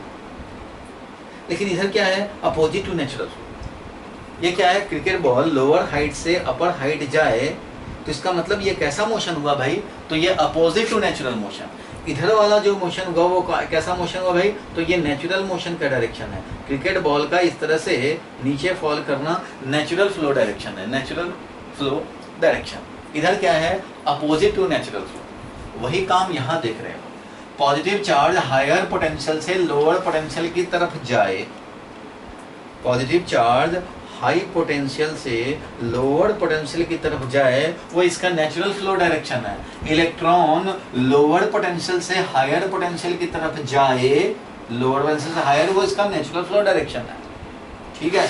बट इधर देखो अपोजिट टू नेचुरल मोशन, जैसे इधर था natural motion higher height to lower height, इधर क्या है अपोजिट टू नेचुरल मोशन। कौन करेगा? तो वर्क करना पड़ेगा। वर्क कर रहे हैं मिस्टर भी, ये वर्क करेंगे तभी तो ये जा पाएगा, मोशन कर पाएगा और उधर का भी एग्जिस्ट हो पाएगा करंट। या ऐसे ही यहाँ पे एक सेल लगा हुआ है। सेल का काम क्या है कि जो इलेक्ट्रॉन इधर से लोअर पोटेंशियल से हायर पोटेंशियल पे आता है उसको high to low potential electrode पे शिफ्ट कर देना, उसको समझो यहाँ पे शिफ्ट कर देना, अपना इंटरनल मैकेनिज्म के थ्रू शिफ्ट करके और इसको पुश कर देना। लोअर से हायर अपने आप जाएगा, natural flow direction, higher to lower जाएगा इलेक्ट्रॉन, निगेटिव चार्ज है, हायर टू लोअर हमारा ये opposite to natural flow direction है। इधर बाहर वाले सर्किट में मतलब बाहर जो है ये तो सेल है समझो, ये सेल है समझो, बाहर वाले में natural flow direction, positive charge ऐसे, निगेटिव ऐसे, पॉजिटिव चार्ज ऐसे और सेल के अंदर ऐसे opposite to natural flow. Negative charge की बात करें तो नेगेटिव चार्ज इधर हमारा एक्सटर्नल में लोअर टू हायर, इधर हमारा हायर टू लो। इधर नेचुरल मोशन, इधर अपोजिट टू नेचुरल मोशन, इधर नेचुरल मोशन, इधर अपोजिट टू नेचुरल मोशन। जब तक ये काम कर रहा है करंट मिलेगा, जब तक ये काम कर रहा है करंट मिलेगा। एग्जॉस्ट हो गया, वो भी थक गया, करंट कम हो गया, ये भी बेचारा थक गया, कंज्यूम्ड हो गया है, मोबाइल पे कमजोर हो गया है, अब सेल कम हो गया है, अब 20% दिखा रहा है, 10% दिखा रहा है, ये कमजोर हो गया। बल्ब अगर लगाओगे तो उसका ग्लो थोड़ा कम हो जाएगा और धीरे धीरे जब कंज्यूम हो जाएगा तो बल्ब ऑफ हो जाएगा। वैसे ही ये भी अपना करंट फ्लो करा रहा है। अगर यहाँ से बल्ब ग्लो होना होता ना, जितना बॉल स्ट्राइक कर रहा है उस हिसाब से, तो ज़्यादा ग्लो और फिर कम ग्लो। तो इस तरह से सेल का काम क्या है वो समझ में आया। टू प्रोड्यूस इलेक्ट्रॉन नहीं, हाँ जो इलेक्ट्रॉन इधर हमारा लोअर से हायर पोटेंशियल पे नेचुरल फ्लो करके आया है उसको अपोजिट टू नेचुरल फ्लो करा देना। तो होता क्या है, सेल में दो इलेक्ट्रोड होते हैं, एक positive negative electrode. Negative electrode पे इलेक्ट्रॉन्स रिलीज होते हैं और ये अपना एक्सटर्नल सर्किट में ऐसे भागते हैं lower potential to higher potential. देखो ये लोअर पोटेंशियल वाला रीजन है, यहाँ से हायर पोटेंशियल में आते हैं, नेचुरल मोशन करते हुए आते हैं और सेल का इंटरनल मैकेनिज्म यहाँ से इलेक्ट्रॉन को कंज्यूम करके फिर यहाँ पे दूसरे इलेक्ट्रॉन्स लिबरेट करता रहता है। मीन्स पर सेकंड यहाँ 10 इलेक्ट्रॉन कंज्यूम हो रहे हैं तो पर सेकंड यहाँ 10 इलेक्ट्रॉन लिबरेट हो रहे हैं और ये फिर से बाहर आ रहा है, यहाँ से नेचुरल फ्लो करता हुआ यहाँ पे कंज्यूम हो रहा है, फिर नेचुरल फ्लो कंज्यूम। तो अंदर में नेचुरल फ्लो के अपोजिट, अंदर में नेचुरल फ्लो के अपोजिट और बाहर में नेचुरल फ्लो डायरेक्शन। तो जो काम मिस्टर बीन का है वो यहाँ पे सेल का है। तो cell does not produce electron, it just transfers electron. Transfer किया अपने आप भाग के आएगा, फिर ट्रांसफर किया अपने आप भाग करके आएगा। ये ट्रांसफर करता रहता है, पोटेंशियल डिफरेंस मेंटेन करके रखता है। भाई ट्रांसफर कर दिया तब भी ये पोटेंशियल डिफरेंस 10 वोल्ट का 10 वोल्ट है, फिर ये 10 वोल्ट से भागेगा यहाँ पे, फिर आएगा, फिर यहाँ पे ट्रांसफर कर दिया, फिर भागेगा ऐसे आएगा, फिर ट्रांसफर करके इधर नेचुरल मोशन करेगा, इधर अपोजिट नेचुरल मोशन करा देगा सेल। इसका बिहेवियर है, इसके इलेक्ट्रोलाइट का बिहेवियर, इसका इलेक्ट्रोड में केमिकल प्रॉपर्टी ऐसे हैं आयंस के कि ये इफेक्टिवली हमारा पॉजिटिव चार्ज इधर से इधर और इलेक्ट्रॉन इधर से इधर मूव कर रहा है, लिबरेट हो रहा है। सेल के अंदर opposite to natural flow direction, charge का इफेक्टिव हम लोग मोशन समझते हैं। सेल के बाहर नेचुरल फ्लो डायरेक्शन। क्लियर है यहाँ तक? चलो इसको भी आप चाहो तो ड्रॉ कर लो, ठीक है, इसको भी चाहो तो ड्रॉ कर लो, बिल्कुल ड्रॉ कर लेना चाहिए, ज़्यादा अच्छा रहेगा। ड्रॉ कर लो भाई जल्दी से। अच्छा अब जरा हम लोग समझें सेल का बेसिक आइडिया। बाकी इसका जब सेल का आएगा तो हम लोग और समझेंगे इसकी डिटेल, इसके टर्मिनल वोल्टेज, ईएमएफ क्या होता है, ये सब हम लोग समझेंगे। सो अब हम लोग आ जाते हैं, इसको अब हटाया जाए और अब हम लोग आते हैं किस पे भाई, तो classical theory for the current and drifting of electrons तो हम लोग देखेंगे। तो देखो भाई सबसे पहली बात हम लोग जरा समझें। देखो भाई जब हमारा कोई कंडक्टर ऐसे ही पड़ा हुआ है, इलेक्ट्रोस्टैटिक कंडीशन, कोई कंडक्टर है ऐसे ही है पड़ा हुआ, मतलब मैं बात कर रहा हूँ इलेक्ट्रोस्टैटिक्स की। कोई कंडक्टर ऐसे ही आयरन रॉड है, कॉपर का रॉड है, ऐसे ही पड़ा हुआ है, घर में कहीं कोने में पड़ा हुआ है। तो इसमें अगर हम लोग इलेक्ट्रॉन का मोशन का हम लोग अगर एनालिसिस करना चाहें तो भाई इलेक्ट्रॉन्स इसमें हैं, फ्री इलेक्ट्रॉन्स हैं, लेकिन वो कुछ इधर जा रहे हैं, कुछ इधर जा रहे हैं, कुछ इधर जा रहे हैं, तो कुछ इधर भी जा रहे हैं। अरे भाई कुछ तो इधर गए, हाँ तो कुछ इधर भी तो हैं, और कुछ ऐसे जा रहे हैं तो कुछ ऐसे भी जाने वाले हैं, कुछ ऐसे जाने वाले हैं तो कहीं ऐसे भी जाने वाले हैं, कोई ऐसे वाला है तो ऐसे वाला भी तो है। तो इस तरह से ऐसे वाला है, ऐसे वाला भी है, कोई ऐसे वाला है तो ऐसे वाला भी है, कोई इधर फ्लो करने वाला है तो कोई इधर भी फ्लो करने वाला है। इस तरह से क्या है भाई, तो रैंडम ओरिएंटेशन है, रैंडम ओरिएंटेशन, ऐसे तो ऐसे भी है। इस तरह से रैंडम ओरिएंटेशन है इलेक्ट्रॉन्स का, ओरिएंटेशन का मोशन है रैंडम डायरेक्शन में, कभी इधर होके भाग रहा है, कभी इधर होके भाग रहा है, कभी इधर जा रहा है, कभी इधर जा रहा है, रैंडम मोशन है। ठीक है, ये क्यों है भाई मोशन, इसके पास टेम्परेचर है। क्या है इसके पास, टेम्परेचर है, कुछ तो टेम्परेचर है, बॉडी का कुछ टेम्परेचर है भाई, कोई भी बॉडी तो है नहीं यूनिवर्स में जिसका कोई टेम्परेचर ना हो। तो टेम्परेचर होता है तो पता ही है तुम्हें कि मीन काइनेटिक एनर्जी, अगर गैस वाले की बात करें तो हम लोग 3/2 kT होता है mean kinetic energy. Translational motion जहाँ पे हम लोग mean translational kinetic energy 11th class में पढ़ा था, 3/2 kT। If we increase temperature mean kinetic energy will increase, means electrons जो हमारा कम टेम्परेचर पे ऐसे ऐसे मोशन कर रहे हों तो ज़्यादा टेम्परेचर बढ़ा दोगे तो ऐसे ऐसे धनाधन मोशन करने लग जाएंगे। चलो कोई बात नहीं, अभी के लिए ये समझने हैं भी, टेम्परेचर की बात छोड़ दो, ड्यू टू एनी टेम्परेचर, कुछ भी टेम्परेचर तो है, चलो है, तो यहाँ पे इलेक्ट्रॉन्स इस तरह से समझो कि जैसे गैस के मॉलिक्यूल्स इधर उधर मूव कर रहे होते हैं, आपस में कोलिजन भी कर रहे होते हैं, वॉल से कोलिजन कर रहे होते हैं, वैसे ही यहाँ भी इलेक्ट्रॉन्स का मोशन है रैंडम, इधर उधर इधर उधर इधर उधर, जूम इधर जूम सम ऐसा करता हुआ चल रहे हैं इलेक्ट्रॉन, रैंडम डायरेक्शन में चल रहे हैं। ठीक है, अब इनका अगर हम लोग वेलोसिटी निकालें, एवरेज वेलोसिटी, तो वो क्या हो जाएगा भाई, एवरेज वेलोसिटी, तो एवरेज वेलोसिटी निकाल सकते हैं। फर्स्ट का वेलोसिटी देखो u से रिप्रेजेंट करते हैं, मान लो फर्स्ट का वेलोसिटी प्लस सेकंड का वेलोसिटी प्लस थर्ड का वेलोसिटी प्लस फोर्थ का velocity plus so on nth का वेलोसिटी डिवाइडेड बाई n। ये जब निकालते हैं हम लोग तो एक चीज़ मिलता है, क्या मिलता है भाई, तो वो मिलता है बड़ा सा लड्डू। क्या मिलता है भाई, बड़ा सा लड्डू। क्यों मिलता है भाई, ऐसा इसलिए मिलता है क्योंकि कुछ इलेक्ट्रॉन्स राइटवर्ड जा रहे थे, मान लो किसी का 2i कैप है, 3i कैप है, 4i कैप है, अरे भाई तो कुछ -2i cap, -3i cap, -4i cap वाला भी था और कुछ 2j कैप वाला था, तो -2j कैप वाले भी मिल जाएंगे। ये तो कुछ मोलकुल्स दिखाया है, ऐसे तो करोड़ों मोलकुल्स हैं जो राइट में जा रहे हैं, करोड़ों हैं इधर भी जा रहे हैं, करोड़ों इधर भी जा रहे हैं, करोड़ों इधर भी जा रहे हैं, हर डायरेक्शन में जा रहे हैं, कुछ इधर है तो इधर है, कुछ इधर कोलाइड होकर इधर हो गया, अरे भाई तो उसी टाइम पे कोई कोलाइड होकर इधर भी हो गया, कोई कोलाइड होकर के इधर हो गया किसी मोमेंट, तो उस मोमेंट पे दूसरे भी कई सारे इधर हो रहे हैं, कई सारे इधर हो रहे हैं, तो ये सब रैंडम लगा हुआ है, मारपीट हो रहा है, इसी में कोलिजन कर रहे हैं। उसी तरह से जैसे कि बड़ा सा पंडाल लगा हुआ हो और अमिताभ जी का ऑटोग्राफ लेने के लिए लोग जमा हैं, भाई कब आएंगे ऑटोग्राफ लेने हैं, कोई इधर जा रहा है, कोई उधर जा रहा है, लेकिन कहाँ है, पंडाल के अंदर ही है, क्योंकि धूप बहुत है, बहुत धूप है, कहाँ गर्मी में जाएंगे, चलो यहीं पे पंडाल में रहेंगे, इधर जा रहे हैं उधर जा रहे हैं, कब आएंगे, इधर कभी इधर गए, कभी सब रैंडम मोशन कर रहे हैं, बहुत सारे बंदे हैं, हजारों बंदे हैं, बंदियां हैं, सब इधर उधर मोशन कर रहे हैं, लेकिन पंडाल छोड़ के कोई नहीं जा रहा। Means bulk of the mob, bulk of the public is not moving, सब वही है। कहाँ पे भाई, वही पार्क में, वही वाला पार्क, तो गांधी पार्क में है, तो सब उसी पार्क में हैं भाई, सब उसी पार्क में पंडाल लगा हुआ, पंडाल के अंदर ही हैं। सो bulk of the public, bulk public का मोशन नहीं हो रहा है सब, लेकिन इंडिविजुअल पर्सन मूव कर रहा है। वैसे ही electrons inside the conductor is moving but bulk is not moving. इस तरह से बना हुआ है, और इनका वेलोसिटी अगर निकालो तो 0 है, बल्क का वेलोसिटी 0 है। इंडिविजुअली इलेक्ट्रॉन्स मूव कर रहे हैं, फ्री इलेक्ट्रॉन्स मूव कर रहे हैं भाई। कंडक्टर में तो बहुत सारे फ्री इलेक्ट्रॉन्स होते हैं, तो वो मूव कर रहे हैं अपना रैंडम डायरेक्शन में, इस तरह चल रहे हैं, और उनका हम लोग एवरेज वेलोसिटी निकाले तो that is coming to be 0। ये इलेक्ट्रॉन गैस मॉडल है, समझो इलेक्ट्रॉन्स गैसियस मॉलिक्यूल्स की तरह इधर से उधर कोलिजन करते हुए भाग रहे हैं, फिर रहे हैं इधर, ऐसे टेम्परेचर बढ़ा दोगे तो और वायलेंट हो जाएंगे, और वायलेंट होकर के भागेंगे। क्लियर है, लेकिन ये कब है, अंडर कौन सा कंडीशन भाई, तो electrostatic condition.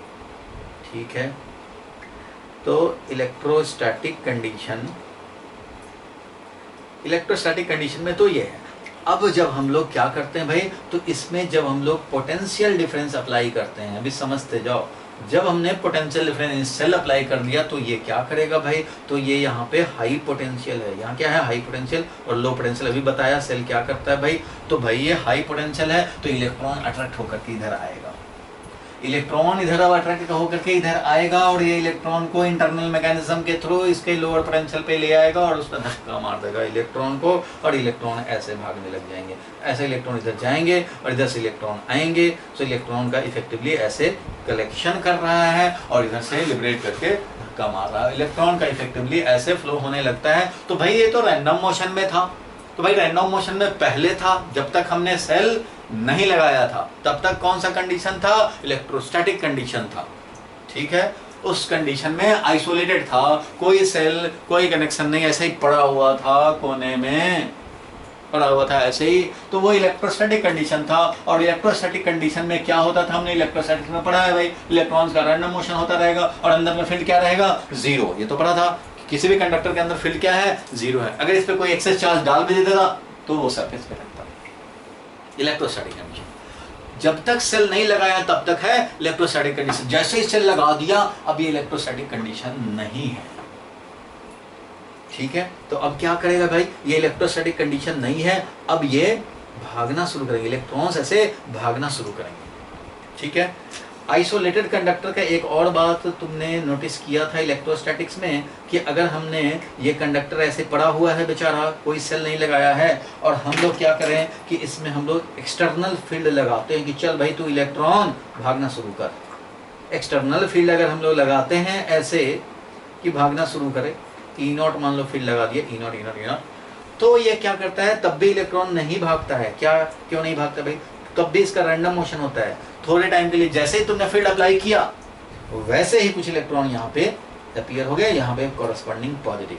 Fraction of second लगते हैं। जैसे ही तुमने फील्ड अप्लाई किया तुरंत इलेक्ट्रॉन्स कुछ शिफ्ट हुए और इधर डिफिशिएंसी ऑफ इलेक्ट्रॉन, और इससे क्या हुआ? इसको बोलते हैं इंडक्शन, इलेक्ट्रोस्टैटिक इंडक्शन। याद होगा, कोई बड़ा सा मान लो चार्ज ले आए, कॉम ही ले आए, तो ये क्या करेगा भाई? तो ये इलेक्ट्रिक फील्ड सेट किया और इस इलेक्ट्रिक फील्ड के प्रेजेंस में इधर क्या हो गया भाई? तो इलेक्ट्रॉन को ये शिफ्ट करा दिया इधर, कुछ इलेक्ट्रॉन इधर शिफ्ट हुए, तो ये अब फील्ड क्या प्रोड्यूस करेगा भाई? तो अब ये जो शिफ्टेड चार्ज के चलते हैं वो इधर फील्ड प्रोड्यूस है, एक्सटर्नल जो है वो इधर फील्ड है, तो ये ई नॉट है और ये electric field due to induced charge है। और इससे यहाँ पे नेट फील्ड क्या हो जाता था? नेट फील्ड होता था जीरो। मतलब ये है कि अगर तुम एक्सटर्नल फील्ड ऐसे अप्लाई करोगे कोई भी आइसोलेटेड कंडक्टर में, no connection with any other material जिससे चार्ज ट्रांसफर हो सके, तो आइसोलेटेड कंडक्टर में अगर तुम इंडक्शन कराओगे, एक्सटर्नल फील्ड अप्लाई करोगे, तो अंदर में इलेक्ट्रॉन्स रिडिस्ट्रीब्यूशन तुरंत कर लेते हैं, फ्रैक्शन ऑफ सेकंड में, ऑलमोस्ट इंस्टेंटेनियसली कर लेते हैं, और अंदर में induced field just equal and opposite of external field. ये जो इंड्यूस फील्ड होते हैं वो equal and opposite of external field होते हैं, और अंदर का नेट फील्ड क्या कर देते हैं? जीरो। नेट फील्ड हो जाता है zero, net field is zero. तो नेट फील्ड इस तरह से जीरो हो गया। मीन्स कितना भी आप कोशिश करो तो अंदर में फील्ड सेट नहीं कर सकते, और जैसे ही फील्ड जीरो हुआ, देखो जैसे ही तुमने अप्लाई किया तुरंत इलेक्ट्रॉन शिफ्ट हुए, अंदर को नलिफाई कर दिया, इलेक्ट्रिक फील्ड जीरो, और इलेक्ट्रॉन्स क्या करेंगे? Random motion, random motion, random motion, zigzag zigzag अपना करते रहेंगे। आपस में कोलिजन हो रहे हैं, कोई बात नहीं है। जो आयन जिनमें जिस एटम में से निकल गया इलेक्ट्रॉन वो भी अपने प्लेस पे है भाई, लोकेशन पे फिक्स है, एटम तो फिक्स है, इसके इलेक्ट्रॉन निकले, इसके इलेक्ट्रॉन निकले, और ये फ्री होकर इधर उधर घूम रहे हैं, इधर उधर घूम रहे हैं, उनसे भी कोलिजन कर रहे हैं, उनको कर्नल बोलते हैं। जिनके एटम निकल गए वो कर्नल है। ठीक है, या आयंस की तरह समझो, इनसे भी कोलिजन होगा, इनसे भी कोलिजन होगा तो ये स्टॉप करने का कोशिश करेगा, इससे चटक गया तो उधर चला जाएगा, आपस में भी कोलिजन हो रहे हैं। इस तरह से रैंडम मोशन, जुम जम जुम जम जुम जम मोशन हो रहे हैं भाई। रहना है यहीं पे, ऑटोग्राफ लेने हैं, कोई आ नहीं रहा है, कोई जा नहीं रहा है, कहीं से अमिताभ जी आए नहीं, सब इसी में कचर पचर कर रहे हैं, खटखुट खटखुट खटखुट खटखुट ऐसा कर रहे हैं। गर्मी बढ़ गई, टेम्परेचर बढ़ गई, और ज़्यादा वायलेंट होकर खटखुट कर रहे हैं। जैसे सेल लगाया समझो कि सिग्नल आया, किस चीज का? अमिताभ जी आ रहे हैं, नॉर्थ साइड से आ रहे हैं, हेलीकॉप्टर आया अमिताभ जी का, अरे नॉर्थ साइड से, तो सारा पब्लिक जो इधर, तो भाई पब्लिक जो इधर उधर कर रहा था वो तो होगा ही। अब रमेश उसमें खड़ा था, अब बेचारा अमिताभ जी की तरफ दौड़े तो सुरेश ने तुम्हारा धक्का, कोलिजन हो गया भाई। अरे उधर जा भाई, मेरी तरफ क्यों आ रहा है? उधर जा। उधर गया तो उधर तो जियान खड़ा, उधर मार दिया इधर, और भाई इधर आ रहे, तो क्या होगा? अगर रमेश अकेला होता, पूरा फ्री होता, तो भाई सीधा अमिताभ जी की तरफ दौड़ जाता एक्सेलरेट होकर। लेकिन ऐसा हुआ नहीं, क्यों? क्योंकि पहले ही से बहुत सारे लोग हैं, अब इसमें चलना चाहे तो धक्का मार दे, इधर आ गया, इधर आ गया, इधर आ गया, फिर इधर। माइंड में क्या है? माइंड में यह है कि जाना है नॉर्थ की तरफ, नॉर्थ की तरफ अमिताभ जी आ गए हैं, अनाउंसमेंट हुआ, जाना है नॉर्थ की तरफ, लेकिन कोलिजन इतने हो रहे हैं इधर उधर, जो बीच में मौका मिल रहा है दो कोलिजन के बीच में, तो उसमें माइंड में हाँ नॉर्थ की तरफ जाना, थोड़ा तो शिफ्ट हो गया, चलो भाई अब यहाँ करेंगे कोलिजन, अब अभी यहाँ तो शिफ्ट हो गया, बीच में मौका मिला, अब चलो यहाँ सब हिला रहे हैं, इधर से उधर कर रहे हैं, फिर थोड़ा सा आगे बढ़ेंगे। इस तरह से ड्रिफ्ट वेलोसिटी इलेक्ट्रॉन्स गेन करना शुरू करते हैं। मतलब यह है कि ये जो रैंडम मोशन है वो होता रहेगा, लेकिन इसमें क्या होगा, जैसे ही तुमने सेल लगाया, इलेक्ट्रोस्टैटिक कंडीशन में अंदर में फील्ड जीरो ही रहता है, लेकिन इस कंडीशन में ये फील्ड जीरो नहीं होगा। क्यों? क्योंकि यहाँ पे जैसे ही फील्ड अप्लाई हुआ, इलेक्ट्रॉन जो यहाँ आकर के रुकना चाहता था, जैसे यहाँ रुक गया था, यहाँ रुक गया था, तो इससे फील्ड नलिफाइड हो गया और फर्दर इलेक्ट्रिक फील्ड जीरो हो गया, तो यहाँ पे मोशन फिर से रैंडमाइज हो गया। जैसे ही तुमने अप्लाई किया, यहाँ पे इलेक्ट्रॉन शिफ्ट होकर आ गया, यहाँ पॉजिटिव आ गए, पॉजिटिव रह गए, मतलब डिफिशिएंसी ऑफ इलेक्ट्रॉन, इलेक्ट्रॉन इधर है, डिफिशिएंसी ऑफ इलेक्ट्रॉन इधर, excess of electron, positive charge इधर नेगेटिव चार्ज, नलिफाइड हो गया, नेट फील्ड जीरो हो गया, क्योंकि ये आइसोलेटेड था। इसमें क्या होगा, जैसे ही ये फील्ड अप्लाई किया, जैसे ही ये पोटेंशियल डिफरेंस अप्लाई किया, इलेक्ट्रॉन ड्रिफ्ट, लेकिन यहाँ आकर के इलेक्ट्रॉन जो शिफ्ट होंगे यहाँ रुकेंगे नहीं, रुक नहीं सकते, यहाँ रुक गए क्योंकि इसके आगे जाने का रास्ता नहीं था, इसके पास तो रास्ता है, इसके पास पाथ बना हुआ है, तो इलेक्ट्रॉन यहाँ से ऐसे, ये वाला जो इलेक्ट्रॉन से सब ऐसे जाएंगे तुरंत, यहाँ पे कोई अकोमोडेशन नहीं होगा, ऐसे जाएंगे इलेक्ट्रॉन्स, ऐसे भागना शुरू करेंगे, ऐसे ऐसे जाएंगे, ये उठा के फिर से यहाँ रख देगा और धक्का मार देगा इनको, चले जा भाई, लो टू हाई पोटेंशियल खुशी खुशी जाएगा इलेक्ट्रॉन, खुशी खुशी जाएगा यहाँ पे, लो से हाई पोटेंशियल जा रहा है इधर, ऐसे आया, फिर यहाँ पे अब कोलिजन तो भाई हो रहे हैं, उसी में ड्रिफ्टिंग हो रहा है। तो कोलिजन होने से, रैंडम वेलोसिटी होने से कोई ड्रिफ्टिंग नहीं होता, सब तो आपस में पंडाल के अंदर ही ड्रिफ्टिंग इधर उधर कर रहे थे, लेकिन बल्क मोशन नहीं था। लेकिन अब सबके माइंड में जब आ गया कि नॉर्थ की तरफ जाना है, तो सब अपने अपने मौका के हिसाब से थोड़े थोड़े नॉर्थ से शिफ्ट कर रहे हैं। तो हेलीकॉप्टर से देखोगे कि अरे अभी तो गांधी पार्क में थे, या मॉब यहाँ था पंडाल के नीचे, अब धीरे धीरे मॉब यहाँ से चेंज होकर के अब ये यहाँ आ गया, धीरे धीरे अब यहाँ आ गया, अब अमिताभ जी को पहुँच जाएगा। अगर फ्री रहता तो जल्दी पहुँच जाता रमेश, लेकिन अभी क्या है, धीरे धीरे चल रहा है, धीरे धीरे चल रहा है, जा रहा है। आपस में बहुत है वेलोसिटी, मॉलिक्यूल्स, ये इलेक्ट्रॉन्स का, ये बंदे का आपस में वेलोसिटी बहुत है, जाने का बहुत टेंडेंसी, बहुत ज्यादा टेंडेंसी, जोर से भाग रहे हैं, लेकिन कोलिजन हो जाए फिर इधर भागने पड़ रहे हैं, एक कोलिजन हो जाए इधर भागने पड़ रहे हैं, ऐसे ऐसे भागते थोड़े ड्रिफ्टिंग का जब मौका मिल रहा है ड्रिफ्ट कर रहे हैं। तो इस तरह से overall bulk of electrons will move opposite to electric field. Electric field देखो भाई, ये हाई पोटेंशियल, ये लो पोटेंशियल, देखो भाई हाई पोटेंशियल से कनेक्टेड, ये हाई पोटेंशियल, ये लो पोटेंशियल, अंदर में आ जाएगा इलेक्ट्रिक फील्ड, और ये इलेक्ट्रिक फील्ड से इलेक्ट्रॉन्स में एक आ जाएगा माइंड में कि भाई इधर जाना है, क्योंकि इस पे ये फोर्स लगाएगा, इलेक्ट्रॉन ऐसे फोर्स लगेगा ऐसे, क्योंकि इलेक्ट्रॉन क्या है, निगेटिवली चार्ज। बताओ भाई फोर्स कितना लगेगा, तो minus charge multiplied by electric field, charge ये होता है इलेक्ट्रॉन पे। So opposite to electric field electrons will experience force and hence it will try to drift opposite to the applied external field. External field के opposite में ये चलना चाहेगा, और कोलिजन तो होते ही रहेंगे भाई, फ्री तो है नहीं, कोलिजन होते रहेंगे। So free electrons of the conductor will obtain certain drifting velocity opposite to electric field in addition to random velocities। random velocity जो था वो तो अब भी है भाई, क्योंकि रैंडम होगा ही, इतने कोलिजन हो रहे हैं कि रैंडम तो होंगे ही, करोड़ बहुत ज्यादा, असंख्य, समझो कि इनफाइनाइट बहुत ज्यादा इलेक्ट्रॉन्स फ्री रहते हैं मेटल्स में, कंडक्टर्स में। तो ये धीरे धीरे ड्रिफ्टिंग होना शुरू होगा। इसका हम लोग फॉर्मूला भी ऑब्टेन करेंगे। ओवरऑल अभी बात समझ में आ गया कि ये क्या है हमारा मॉडल, ये समझ गए। इलेक्ट्रॉन्स इलेक्ट्रोस्टैटिक कंडीशन में किस तरह से था, और अब जब हम लोगों ने सेल मेंटेन कर दिया तो किस कंडीशन में आ गया। इलेक्ट्रोस्टैटिक कंडीशन में जो भी वेलोसिटीज थे रैंडम वेलोसिटी, उससे हमारा जीरो था, और bulk of electron was not having any motion. Bulk of electron का मोशन नहीं था, इंडिविजुअल इलेक्ट्रॉन का मोशन थे, बहुत धराधर कोलिजन हो रहे हैं, जा रहे हैं, आ रहे हैं, ऐसे हो रहा है, लेकिन बल्क ऑफ इलेक्ट्रॉन्स वही गांधी पार्क में, वही एक ही पार्क में। जैसे ही फील्ड ऐसे पोटेंशियल डिफरेंस अप्लाई किया तो इनके सिग्नल बने, और ये कोलिजन तो हो ही रहे हैं, रैंडम मोशन तो हो ही रहे हैं, उन्हीं में जब मौका मिले तब तो थोड़ा ड्रिफ्टिंग करते हुए ये बल्क ऑफ इलेक्ट्रॉन्स शिफ्ट करना शुरू किए, और इधर आने लग गए, इसमें अपना होता रहेगा। जो ये हाल है वही इसमें है हाल, भाई ये है कंडक्टर, यही तो ये भी तो कंडक्टर है भाई, इसी में होता रहे। तो इस तरह से ड्रिफ्टिंग होता रहता है। ड्रिफ्ट वेलोसिटी का ऑर्डर वेरी वेरी स्मॉल होता है भाई। ड्रिफ्टिंग जो होगा वो 10⁻⁴ मीटर पर सेकेंड ऑलमोस्ट होता है। कितना स्लो है स्पीड। जबकि थर्मल वेलोसिटी जो होता है, जो रैंडम डायरेक्शन में मूव कर रहे होते हैं, देखो भाई ये मैंने लिखा, ड्रिफ्ट वेलोसिटी जो हमें ऑब्टेन होता है, जो इलेक्ट्रॉन का ओवरऑल ड्रिफ्टिंग होता है, मॉब का जो ड्रिफ्टिंग होता है इलेक्ट्रॉन्स का, बल्क मोशन, वो इस ऑर्डर का होता है। 10⁻⁴ मीटर पर सेकेंड से समझा जा सकता है कि इलेक्ट्रॉन्स ड्रिफ्ट करना शुरू कर दिए ऑन द एवरेज। जबकि रैंडम डायरेक्शन में जो मोशन कर रहे थे due to thermal energy, thermal जो वेलोसिटी था इसका, तो वो होता है almost 10⁴ to 10⁵ metre per second. इतना हाई स्पीड से चल रहे होते हैं इलेक्ट्रॉन्स। कम भी होते हैं कुछ के ज़्यादा होते हैं, ऑन द एवरेज इतना होते हैं। कब? जो रैंडम मोशन है उसका। और जब ड्रिफ्टिंग होगा तो ये है ड्रिफ्ट वेलोसिटी। ये ड्रिफ्ट वेलोसिटी बल्क का है ये, ठीक है। ड्रिफ्ट वेलोसिटी ये है ओवरऑल। कैसे है, क्या है, वो हम लोग धीरे धीरे समझेंगे। इसको नोट करना चाहते हो नोट कर लो। इलेक्ट्रोस्टैटिक कंडीशन मत लिखना ये अभी, क्योंकि इलेक्ट्रोस्टैटिक कंडीशन को तो डिस्कस कर दिया। तुम एक पॉइंट लिख सकते हो, डायग्राम बना लो, बस डायग्राम बना लो। और जो सेंटेंस लिखने पड़ेंगे वो ये लिखो, isolated conductor.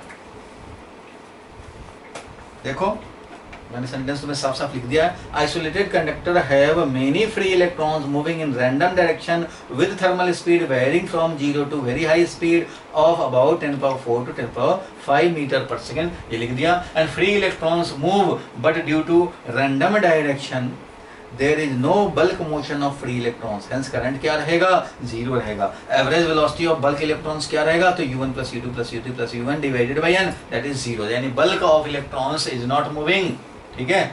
As a whole bulk motion of electron मतलब as a whole electrons are at the same place, मतलब वही पंडाल के अंदर है। हेलीकॉप्टर से देख रहे हैं, अब धीरे धीरे धीरे धीरे आगे बढ़ते हैं। सो बल्क ऑफ इलेक्ट्रॉन्स का ये है average velocity.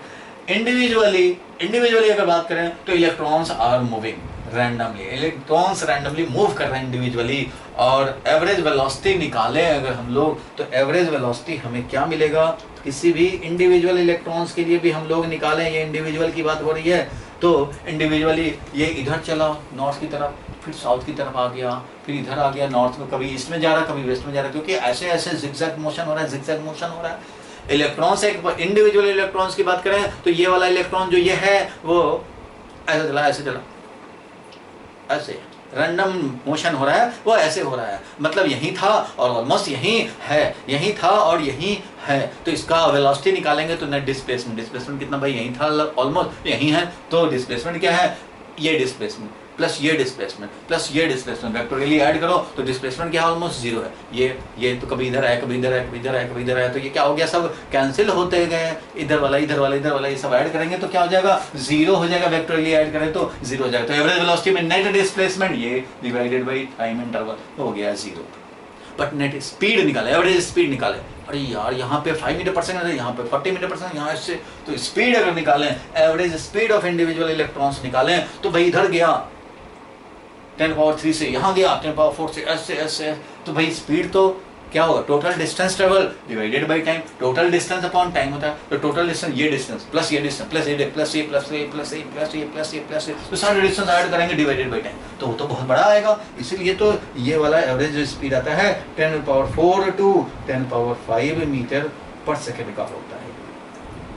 So average speed होता है डिस्टेंस अपॉन टाइम, वो 0 नहीं होगा।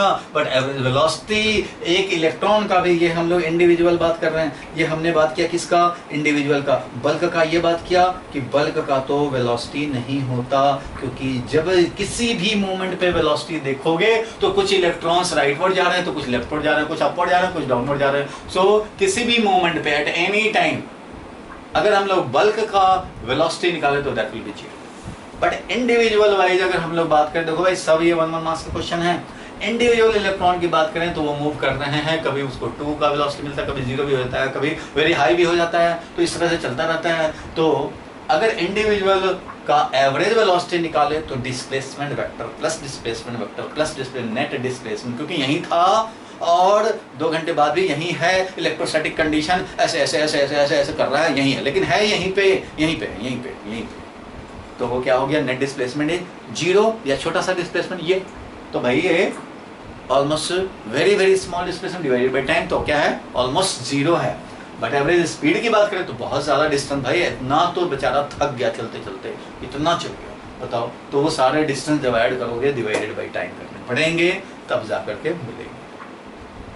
क्लियर है? तो एवरेज स्पीड है टोटल डिस्टेंस, ये तो मैंने ऐसे ही लिख दिया कि चलो जैसे ही एक डायरेक्शन में चला तो उसका डिस्टेंस, डिस्प्लेसमेंट का वैल्यू मीन्स डिस्टेंस, फिर इधर से इधर चले तो फिर ये डिस्प्लेसमेंट ये वाला, तो इसका अलग वैल्यू, जब जब डायरेक्शन चेंज हो तब तब अलग अलग वो लेंथ निकालो। तो उस तरह से हम लोग करेंगे टोटल डिस्टेंस अपॉन टाइम। तो टोटल डिस्टेंस तो बहुत डिस्टेंस चला है, टोटल डिस्टेंस तो भाई लार्ज डिस्टेंस चला है।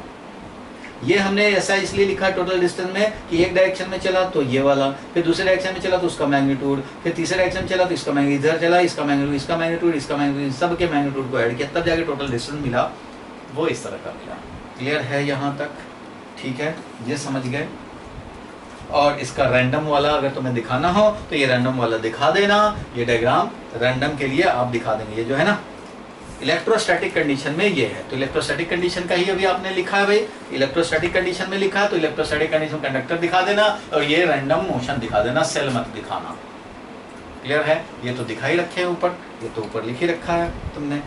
क्लियर है यहाँ तक? ये हो गया इलेक्ट्रोस्टैटिक कंडीशन का बात। थोड़ा सा हमने बता दिया कि सेल लगाएंगे तो क्या होगा, अब उसका हम लोग थोड़ा डिटेल लिख लेंगे। जब सेल वाला लगाने का, देखो यहाँ दो डायग्राम बना सकते हो, एक तो रैंडम वाले के लिए खाली कंडक्टर बनाना, सेल मत दिखाना, बस इतना दिखाना रैंडम वेलोसिटी है और बल्क का एवरेज वेलोसिटी 0। बहुत सारे इलेक्ट्रॉन हैं इंडिविजुअली मूव कर रहे हैं but as a whole move नहीं कर रहे हैं। अब हम लोग सेल कनेक्ट कर दिया, तब क्या हुआ, तो मैंने बताया कि तब ये हुआ कि इनको कुछ फोर्स मिलेगा, इलेक्ट्रिक फील्ड जो एस्टेब्लिश होगा उसके फोर्स मिलेगा और उस तरह से ये जो रैंडम वेलोसिटी थे उसके एडिशनली कुछ वेलोसिटी मिलेंगे, जिससे ओवरऑल ड्रिफ्टिंग होना शुरू होगा और उससे बनेगा ड्रिफ्ट वेलोसिटी और करंट कंस्टिट्यूट होगा। क्या होगा डिटेल में वो पढ़ेंगे, लेकिन क्या होगा कम से कम ओवरऑल आइडिया समझ गए। तो एक अलग डायग्राम बना लेना जिसमें सेल लगाए हैं और तब हम लोग इसका लिखेंगे, तो ये लिखेंगे व्हेन बैटरी इज कनेक्टेड। ठीक है, मतलब एक डायग्राम ऐसे बना दो, व्हेन बैटरी इज कनेक्टेड। चलो भाई, हाई पोटेंशियल इधर low potential, when battery is connected across two ends of the conductor. ठीक है, समझ लो पहले, देन समझा दिया है, पहले समझा दिया है, बस लिख रहे हैं। Then there is no electrostatic condition, इस कंडीशन में इलेक्ट्रोस्टैटिक कंडीशन नहीं रहा, like an isolated conductor, अब ये तो कंडीशन रहा नहीं, अब क्या हो गया, तो in such case free electrons obtain additional velocity in addition to the thermal speed, जो रैंडम होता था उसके अलावे एक एडिशनल वेलोसिटी इसको ऑब्टेन हो गया। ठीक है, ड्यू टू कौन सा, इलेक्ट्रिक फील्ड जो कि अंदर में 0 नहीं है, अब तो अंदर में इलेक्ट्रिक फील्ड आ गया, उसके चलते एक एडिशनल वेलोसिटी मिल गया, ऑब्टेन कर लेता है एक additional velocity in addition to thermal velocity, such bulk motion of electron. और इस तरह से जब ये धीरे धीरे मूव करने लग जाते हैं तो such bulk motion of electrons causes overall drifting of electrons and hence constitute current through the conductor. ये ओवरऑल बात हम लोगों को पता लग गई कि इस तरह से करंट हमारा कंस्टिट्यूट हो जाता है। अब जो नेक्स्ट हम लोगों का आया बात, अब नेक्स्ट जो हम लोग करने जाएंगे वो होगा कि आखिर ये ड्रिफ्ट वेलोसिटी होगा कितना। ड्रिफ्टिंग तो होने लग जाएगा, ये पता लगा, फोर्स लगेगा इलेक्ट्रिक, वो इसको चाहेगा ड्रिफ्ट कराना, तो ये भाई ड्रिफ्टिंग होना शुरू भी हो जाएगा। कितना होगा वो हम लोगों को मैथमेटिकल एक्सप्रेशन, ये कहानी इलेक्ट्रॉन गैस मॉडल, उस तरह से इलेक्ट्रॉन का ड्रिफ्टिंग स्टार्ट होगा under the effect of electric field inside. ये क्यों आया, क्योंकि पोटेंशियल डिफरेंस मेंटेन किया जा रहा है सेल को कनेक्ट करके। सेल को तुमने कनेक्ट कर दिया है तो अब इसको मेंटेन किया जा रहा है। तो अब इस पे हम लोग अगर ऑब्टेन करना चाहते हैं तो इस पे अब बात करेंगे। क्लियर है? अब बात करना शुरू करते हैं इस पे। तो चलो भाई देखो, सबसे पहले हम लोगों ने कंडक्टर एक लिया, सेल लगाया, positive terminal negative terminal, electric field ऐसे हम लोगों ने इसमें एस्टेब्लिश कर दिया। अब ये इस कंडीशन में ई एक्सटर्नल जो था पहले जो 0 हो जाता था, अंदर का फील्ड 0, इसको छोड़ो हटाओ, हम लोग बोले कि अब ये इलेक्ट्रोस्टैटिक कंडीशन वाला नहीं है कि अंदर में नेट फील्ड 0 होगा, अंदर में अब फील्ड आ जाएगा, ये हाई पोटेंशियल रहेगा, यहाँ कोई चार्ज एक्यूमुलेट नहीं होगा क्योंकि इलेक्ट्रॉन यहाँ एक्यूमुलेट करने का कोई मतलब नहीं है, ये सीधा भागेगा। इलेक्ट्रॉन ऐसे भागना शुरू करेंगे, इलेक्ट्रॉन यहाँ आएंगे और इस तरह से इलेक्ट्रिक फील्ड सेटअप है। इस इलेक्ट्रिक फील्ड के अगेंस्ट इलेक्ट्रॉन का फ्लो ऐसे और करंट ऐसे चलेगा, इलेक्ट्रॉन ऐसे और करंट ऐसे। करंट का डायरेक्शन इलेक्ट्रॉन नेगेटिव चार्ज के फ्लो के अपोजिट में होता है, इसलिए ऐसा दिखाया। क्लियर है? अब बताओ इलेक्ट्रॉन्स पे लगने वाला फोर्स ऑन इलेक्ट्रॉन कितना होगा भाई? तो चार्ज इनटू ई होता है, तो चार्ज तो माइनस ई होता है, तो ये होगा भाई force on electron will be this opposite to electric field जो कि इसके अंदर सेट हुआ। क्लियर है यहाँ तक? इससे क्या होगा? एक्सेलरेट होगा। एक्सेलरेशन कितना होता है भाई? तो फोर्स डिवाइडेड बाई मास होता है। बताओ भाई कितना हो जाएगा एक्सेलरेशन? तो माइनस ई अपॉन एम। ये है एक्सेलरेशन जिसके चलते ये एक्सेलरेट होना चाहेगा opposite to electric field inside. जो इनसाइड में इलेक्ट्रिक फील्ड आएगा उसके अपोजिट में ये सेट होना चाहेगा। क्लियर है यहाँ तक? और इससे ये एक्सेलरेट होना चाहेगा। अरे भाई जब बल्क में थे, पंडाल में बहुत सारे लोग थे, मैं भी था, तुम भी थे, और भी बड़े सारे लोग थे।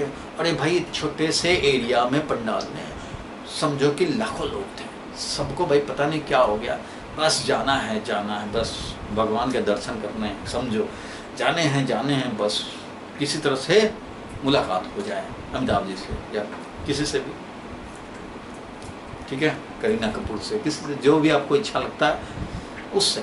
अब रैंडम मोशन हो रहे हैं, सबके पेन ऑटोग्राफ लिए हुए हैं, सब किए हुए भाई, हाँ भाई जाना है मोशन रैंडम। जैसे सिग्नल मिला नॉर्थ की तरफ, अब क्या हुआ, नॉर्थ की तरफ जाना तो है लेकिन खाली थोड़ी है रास्ता, जाना तो है नॉर्थ की तरफ, तो भाई जाने का कोशिश तो कर रहे हैं लेकिन धक्का मार दे रहे हैं। जो आगे वाला जो जाना चाह रहा, फर्स्ट में जाना चाह रहा है, उसको पीछे वाला पकड़ के ऐसे मार दिया, कहाँ तू जा रहा है आगे, भाई हमें भी तो जाना है, इसको मार दिया, वो बेचारा गिर गया, फिर वो इधर उधर रहना, फिर दूसरा आगे निकल बड़ा तो उसको भी खींच दिया, इधर से ऐसे करते करते आपस में कोलिजन करते करते आगे बढ़ रहे हैं। इससे हमारा ड्रिफ्टिंग स्टार्ट तो होगा, bulk will move forward, but वो स्पीड नहीं मिल पाएगा जो होना चाहिए। उस तरह का स्पीड क्यों नहीं मिल पाएगा? क्योंकि कोलिजन हो रहे हैं किससे? जो पहले के लोकेशन पे एटम्स हैं, पड़े हुए एटम्स हैं उनमें, और इलेक्ट्रॉन जो भाग रहे हैं उनमें आपस में भी कोलिजन हो रहे हैं। मतलब समझो कि पंडाल में बहुत सारे पोल लगे हुए थे, पोल ऊपर से लगा हुआ है, इधर पोल, और उसमें बीच में लोग भाग रहे हैं। इसमें कभी पोल से कोलिजन हो जाए, कभी लोगों में ही कोलिजन हो जाए, उस तरह से इलेक्ट्रॉन का कभी आपस में कोलिजन हो जाए, कभी कर्नल से कोलिजन हो जाए, एटम से कोलिजन हो जाए। इस तरह से होते हुए भाग रहे हैं, झूमते हुए जा रहे हैं, ठीक है। तो इसको आप ड्रॉ कर सकते हो, और जो मैंने अभी समझाया उसको देखो मैंने लिख दिया है, ड्यू टू एक्सेलरेशन, कौन सा भाई? वही minus E by, it seems that electrons move with acceleration and velocity should increase. लगता है ना वेलोसिटी इंक्रीज होना चाहिए, अच्छा एक्सेलरेटेड मोशन हो गया, अरे वेलोसिटी इंक्रीज तो होना चाहिए, अगर कोलिजन नहीं होता तो इंक्रीज होता जाता, बहुत ज्यादा स्पीड गेन हो जाता और अमिताभ जी को जाकर धक्कर मार देता, लेकिन ये नहीं हो पाया। क्या हुआ? अरे थोड़ा सा स्पीड आता है तब तक कोई कोलिजन कर दे, थोड़ा सा स्पीड आया कोई कोलिजन कर दे, हो जाए। तो इस तरह से ड्यू टू रैंडम मोशन, ठीक है, इंक्रीज तो होना चाहिए, but due to random motion and collision with kernels, positive ion type जो होते हैं वो, and collision among the moving electrons, the overall drifting of electrons becomes very slow. जो ओवरऑल ड्रिफ्टिंग है वो वेरी स्लो हो जाता है, almost 10⁻⁴ metre per second, despite high thermal speed of 10⁵ metre per second in random direction. जबकि thermally इसको high speed मिलना चाहिए था और मिलता भी है, इसका थर्मली तो हाई स्पीड था, despite this high speed and high tendency to move नहीं जा पा रहे हैं। क्यों नहीं जा पा रहे? ड्यू टू कोलिजन्स नहीं जा पा रहे हैं, उतना स्पीड गेन नहीं हो पा रहा है। देखो कहाँ थर्मल स्पीड होता है 10⁵ मीटर पर सेकेंड, जबकि ओवरऑल ड्रिफ्टिंग स्पीड हमारा यहाँ से वहाँ अगर फ्री होते तो 2 मिनट में चले जाते, 2 घंटे लग गए। क्यों भाई? जाया, थोड़ा गया कोलिजन मार दिया, थोड़ा गया कोलिजन मार दिया, ऐसे करते करते ये समझ में आया। तो ओवरऑल ड्रिफ्टिंग तो होगा बट वो that will be very slow, ठीक है। तो ये भी आप लिख सकते हैं। समझ में आ गया कि क्यों हमारा इलेक्ट्रॉन का होगा अपोजिट में, ये लिख लिया, कौन सा फोर्स लगेगा, और ये भी जरा लिख लेंगे। ये हम लोगों को एक्सप्लेन करना होगा, ड्रिफ्ट वेलोसिटी कहाँ से आया, तो ऐसे आया भाई, ठीक है। एवरेज स्पीड की बात करें, चलो भाई अब जरा देखो, एवरेज स्पीड अगर हम लोग निकालें तो total distance upon total time करेंगे, तो एवरेज स्पीड जो अभी हम लोगों ने बात किया था 10⁵ मीटर पर सेकंड, ये है रैंडम वेलोसिटी वाला, और एवरेज वेलोसिटी हो जाता है, एवरेज वेलोसिटी जो ड्रिफ्टिंग होना शुरू हुआ, तो ड्रिफ्टिंग में इस बार जीरो नहीं होगा नेट डिस्प्लेसमेंट। क्यों डिस्प्लेसमेंट नेट जीरो नहीं होगा मेरे भाई? क्योंकि अब खाली थर्मल मोशन नहीं है जो, देखो पहले क्या था इलेक्ट्रोस्टैटिक कंडीशन में, ध्यान से समझना, मान लो मैं ही हूँ, ये पूरा ये कंडक्टर है बोर्ड, और मैं कंडक्टर में छोटा सा प्लेस हूँ, अब यहाँ का इलेक्ट्रॉन ऐसे मूव कर रहा है, रैंडम मोशन, बहुत सारे मोशन हो रहे हैं, बहुत सारे मोशन, बट ये इलेक्ट्रॉन्स ऑलमोस्ट यहाँ के यही हैं। ये कौन सा इलेक्ट्रोस्टैटिक कंडीशन, मोशन हो रहा है, जिगजैग झुम झम ऐसा मोशन हो रहा है, बट ये यहीं का यही है, ऑलमोस्ट यही है। देखो पूरे बोर्ड के लोकेशन पे ऑलमोस्ट यही है ना, देखो हमारे डेस्क के पास आसपास है, ये इलेक्ट्रॉन्स यही है, क्योंकि इसको कोई जाने नहीं दे रहा है, रैंडम है और जाना है भी नहीं, यही है, नहीं रहना है। यहाँ वाले भी यही है, यहाँ वाले भी ऑलमोस्ट यही है, इसलिए कितने भी टाइम में देखोगे इनका डिस्प्लेसमेंट ऑलमोस्ट जीरो रहता था, इसलिए एवरेज वेलोसिटी इनका जीरो होता था। स्पीड एवरेज आएगा, एवरेज वेलोसिटी नहीं। लेकिन अब जब इलेक्ट्रिक फील्ड अप्लाई हो गया, अब हमें जाना है इधर, इलेक्ट्रॉन को जाना है इधर, क्योंकि इलेक्ट्रिक फील्ड ऐसे अप्लाई हो गया, अब जाना है उधर, तो क्या करेगा ये, यही वाला जो काम अब रैंडम होगा तो जरूर, बट इसका लोकेशन अब देखो कैसे होगा, मोशन भाई जाना तो है उधर, between the two collisions it will slightly move, that is एक इलेक्ट्रॉन का जो मोशन हो रहा था वो अब थोड़ा इधर देखो बोर्ड के उस एंड से अब इस एंड पे आ गया, मीन्स थोड़ा मोशन हो रहा है, तो ये जो हुआ डिस्प्लेसमेंट यहाँ से यहाँ तक का, ये हुआ डिस्प्लेसमेंट छोटा सा, ये डिवाइडेड बाई टाइम, ये मिल गया drift velocity, overall drifting। क्यों? Between the two collision always have tendency to move in the forward direction, क्योंकि हमें फोर्स इधर लग रहा है, इलेक्ट्रिक फील्ड इधर, फोर्स लग रहा है इधर, तो टेंडेंसी होगा बीच में जो हमारा जो भी चांस मिलेगा, देखो उसका मैं पिक्चोरियल रिप्रेजेंटेशन दिखाता हूँ। Without field inside field zero, ठीक है, तो मोशन में दिखा रहा हूँ, एक इलेक्ट्रॉन की बात करें तो ऐसे कोलिजन हो गया, ऐसे मोशन हो रहा है, बिल्कुल हो रहा है, हो भी रहा है। किसी भी टाइम पे देखोगे अगर निकालना है तो यहाँ का यही है, ऑलमोस्ट यहाँ का यही है, छोटा सा डिस्प्लेसमेंट होगा डिवाइडेड बाई टाइम बड़ा सा, तो क्या हो जाएगा, जीरो हो जाएगा। ये ऑलमोस्ट जीरो है क्योंकि ये यहीं का यही है, एक इलेक्ट्रॉन को देखा तो वहीं का वहीं है, ऑलमोस्ट वहीं का वहीं है, इधर जा रहा है, मतलब समझो कि उसका सेंटर जो मेन लोकेशन है समझो वहीं है, उसी के आसपास इधर उधर कर रहा है, क्योंकि कोई इसको जाने दे ही नहीं रहा है ना, उधर जाना चाहता था तो भी कोलिजन हो जाए, इधर जाना चाहे तो भी कोलिजन हो जाए, यहीं रह गया, वेलोसिटी जीरो। लेकिन जब ये इलेक्ट्रिक फील्ड इनसाइड एग्जिस्ट करेगा तो ये इधर जाना चाहेगा, तो यहाँ से देखो ऐसे होगा, पहले जो यहाँ से ये ऐसे जाता था वो अब क्या होगा, तो इसको फोर्स इधर लग रहा है, तो ये पहले ऐसे से ऐसे जाता था, तो अब ये ऐसे के ऐसे जाएगा भाई मेरे, क्योंकि एक्सेलरेटेड मोशन है, ऐसे जाएगा ये, और फिर जब यहाँ से कोलिजन होकर के ये ऐसे जाने का टेंडेंसी होता था, तो ये अब ऐसे जाएगा, और जब ये इधर जाना था, इधर कोलिजन मिलता था तो ये ऐसे यहाँ पहुँचता था, तो अब जब इधर फोर्स लगेगा अपोजिट में तो ये अब यहीं तक पहुँचेगा, तब तक इसको कोलिजन कहीं हो गया, फिर ये इधर जाने का पहले ऐसे पहुँचना था तो अब ये ऐसे पहुँचेगा, कर्व बन जाएगा, तो थोड़ा सा शिफ्ट हुआ, थोड़ा सा डिस्प्लेसमेंट आया, फिर यहाँ से चल करके मान लो कोलिजन हो गया ऐसे, तो बेचारा इतना दूर तक जाता तो ये ऐसे अब हो गया, क्योंकि उसको फोर्स तो इधर लग रहा है। अब ये यहाँ से कोलिजन हो गया अपवर्ड की तरफ, तो अपवर्ड ये पूरा पहले चला जाता, कब, जब इलेक्ट्रिक फील्ड नहीं होता, अब है तो इलेक्ट्रिक फील्ड के प्रेजेंस में तो ऐसे जाएगा ये, बताइए तुम्हें, फिर यहाँ से ऐसे कर रहा है, मोशन हो रहा है, बीच में कर्व बन रहे हैं, और ऐसे करते हुए थोड़े टाइम के बाद देखोगे तो रैंडम मोशन तो हो रहा है, रैंडम मोशन के अलावा एक वेलोसिटी इधर भी ऑब्टेन, मतलब यहाँ था अब ऑलमोस्ट यहाँ आ गया, तो ये जो छोटा सा डिस्प्लेसमेंट हुआ ना, ये डिवाइडेड बाई टाइम करेंगे तो वो मिलेगा ड्रिफ्ट वेलोसिटी, मतलब यहाँ वाला पहले यहीं रहता था, लेकिन अब ये यहाँ वाला जो है वो धीरे धीरे ड्रिफ्ट करते हुए यहाँ आ रहा है, थोड़े टाइम में 2 मिनट में यहाँ आ रहा है, तो ये displacement divided by time is the average velocity. ये डिस्टेंस पूरा ऐड करें, डिस्टेंस सारे डिस्टेंस ऐड करें, डिवाइडेड बाय टाइम करें तो एवरेज स्पीड मिलेगा, और ये नेट डिस्प्लेसमेंट तो इतना ही हुआ, ये डिवाइडेड बाय टाइम करेंगे तो एवरेज वेलोसिटी मिलेगा, इसी को बोलते हैं ड्रिफ्ट वेलोसिटी। तो वही मैंने लिखा कि इन एडिशन, तो देखो भाई रैंडमाइजेशन तो अभी भी होगा, रैंडम वेलोसिटी तो अभी भी होगा, कोलिजन हो जाएगा तो पता नहीं किधर वेलोसिटी मिलेगा, तो that will be random velocity, वो तो अभी भी रहेगा। लेकिन उसके अलावा जो एडिशनल वेलोसिटी मिला, माइंड में आ गया कि उधर जाना है, तो जब जब मौका मिलेगा इधर जाने का, अरे इधर जाने का, इस कोलिजन के बाद इधर जाना है, तो उसके बीच में फोर्स लगेगा तो वो ऐसे चला जाएगा ना, ऐसे चला जाएगा, ऐसे जाना था ऐसे, तो अब ये थोड़ा ऐसे चला जाएगा, थोड़ा ऐसे जाएगा, तो टेंडेंसी होगा जो पहले ऐसे वर्टिकली मिलता था वेलोसिटी, तो ऐसे जाता था इस वाले कंडीशन में, तो अब फील्ड है तो ये ऐसे जाएगा, इसलिए ओवरऑल ड्रिफ्टिंग का टेंडेंसी बनेगा। तो ये एवरेज हमने स्पीड निकाला, तो high speed but average velocity is low speed, इसी को बोलते हैं overall drift velocity. Thus average speed is very very greater than average velocity, और यही एवरेज वेलोसिटी हमारा ड्रिफ्ट वेलोसिटी है।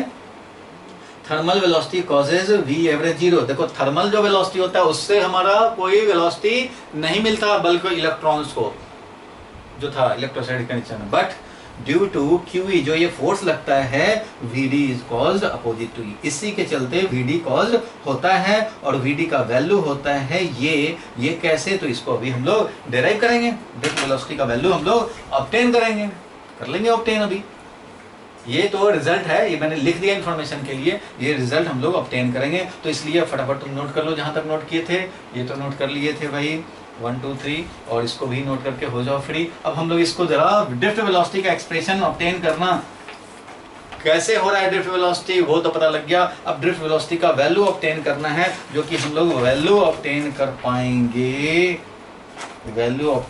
पाएंगे जब हम लोगों के पास कुछ और पैरामीटर्स पढ़ लेंगे हम लोग। कम से कम ये तो पता लग गया कि ड्रिफ्ट वेलोसिटी आ जाएगा जब हम लोगों का फील्ड यानी पोटेंशियल डिफरेंस अप्लाई हो जाएगा। अब इसको ऑब्टेन करने के लिए हमें चाहिए रिलैक्सेशन टाइम का कॉन्सेप्ट समझने पड़ेंगे, और समझने पड़ेंगे कि एवरेज पहले का क्या था मैथमेटिकल फॉर्म, और इसको हम लोग ऑब्टेन करेंगे। तो ड्रिफ्ट वेलोसिटी जब ऑब्टेन कर लेंगे तो वहीं से आ जाएगा ओम्स लॉ, वहीं से क्या आ जाएगा ओम्स लॉ।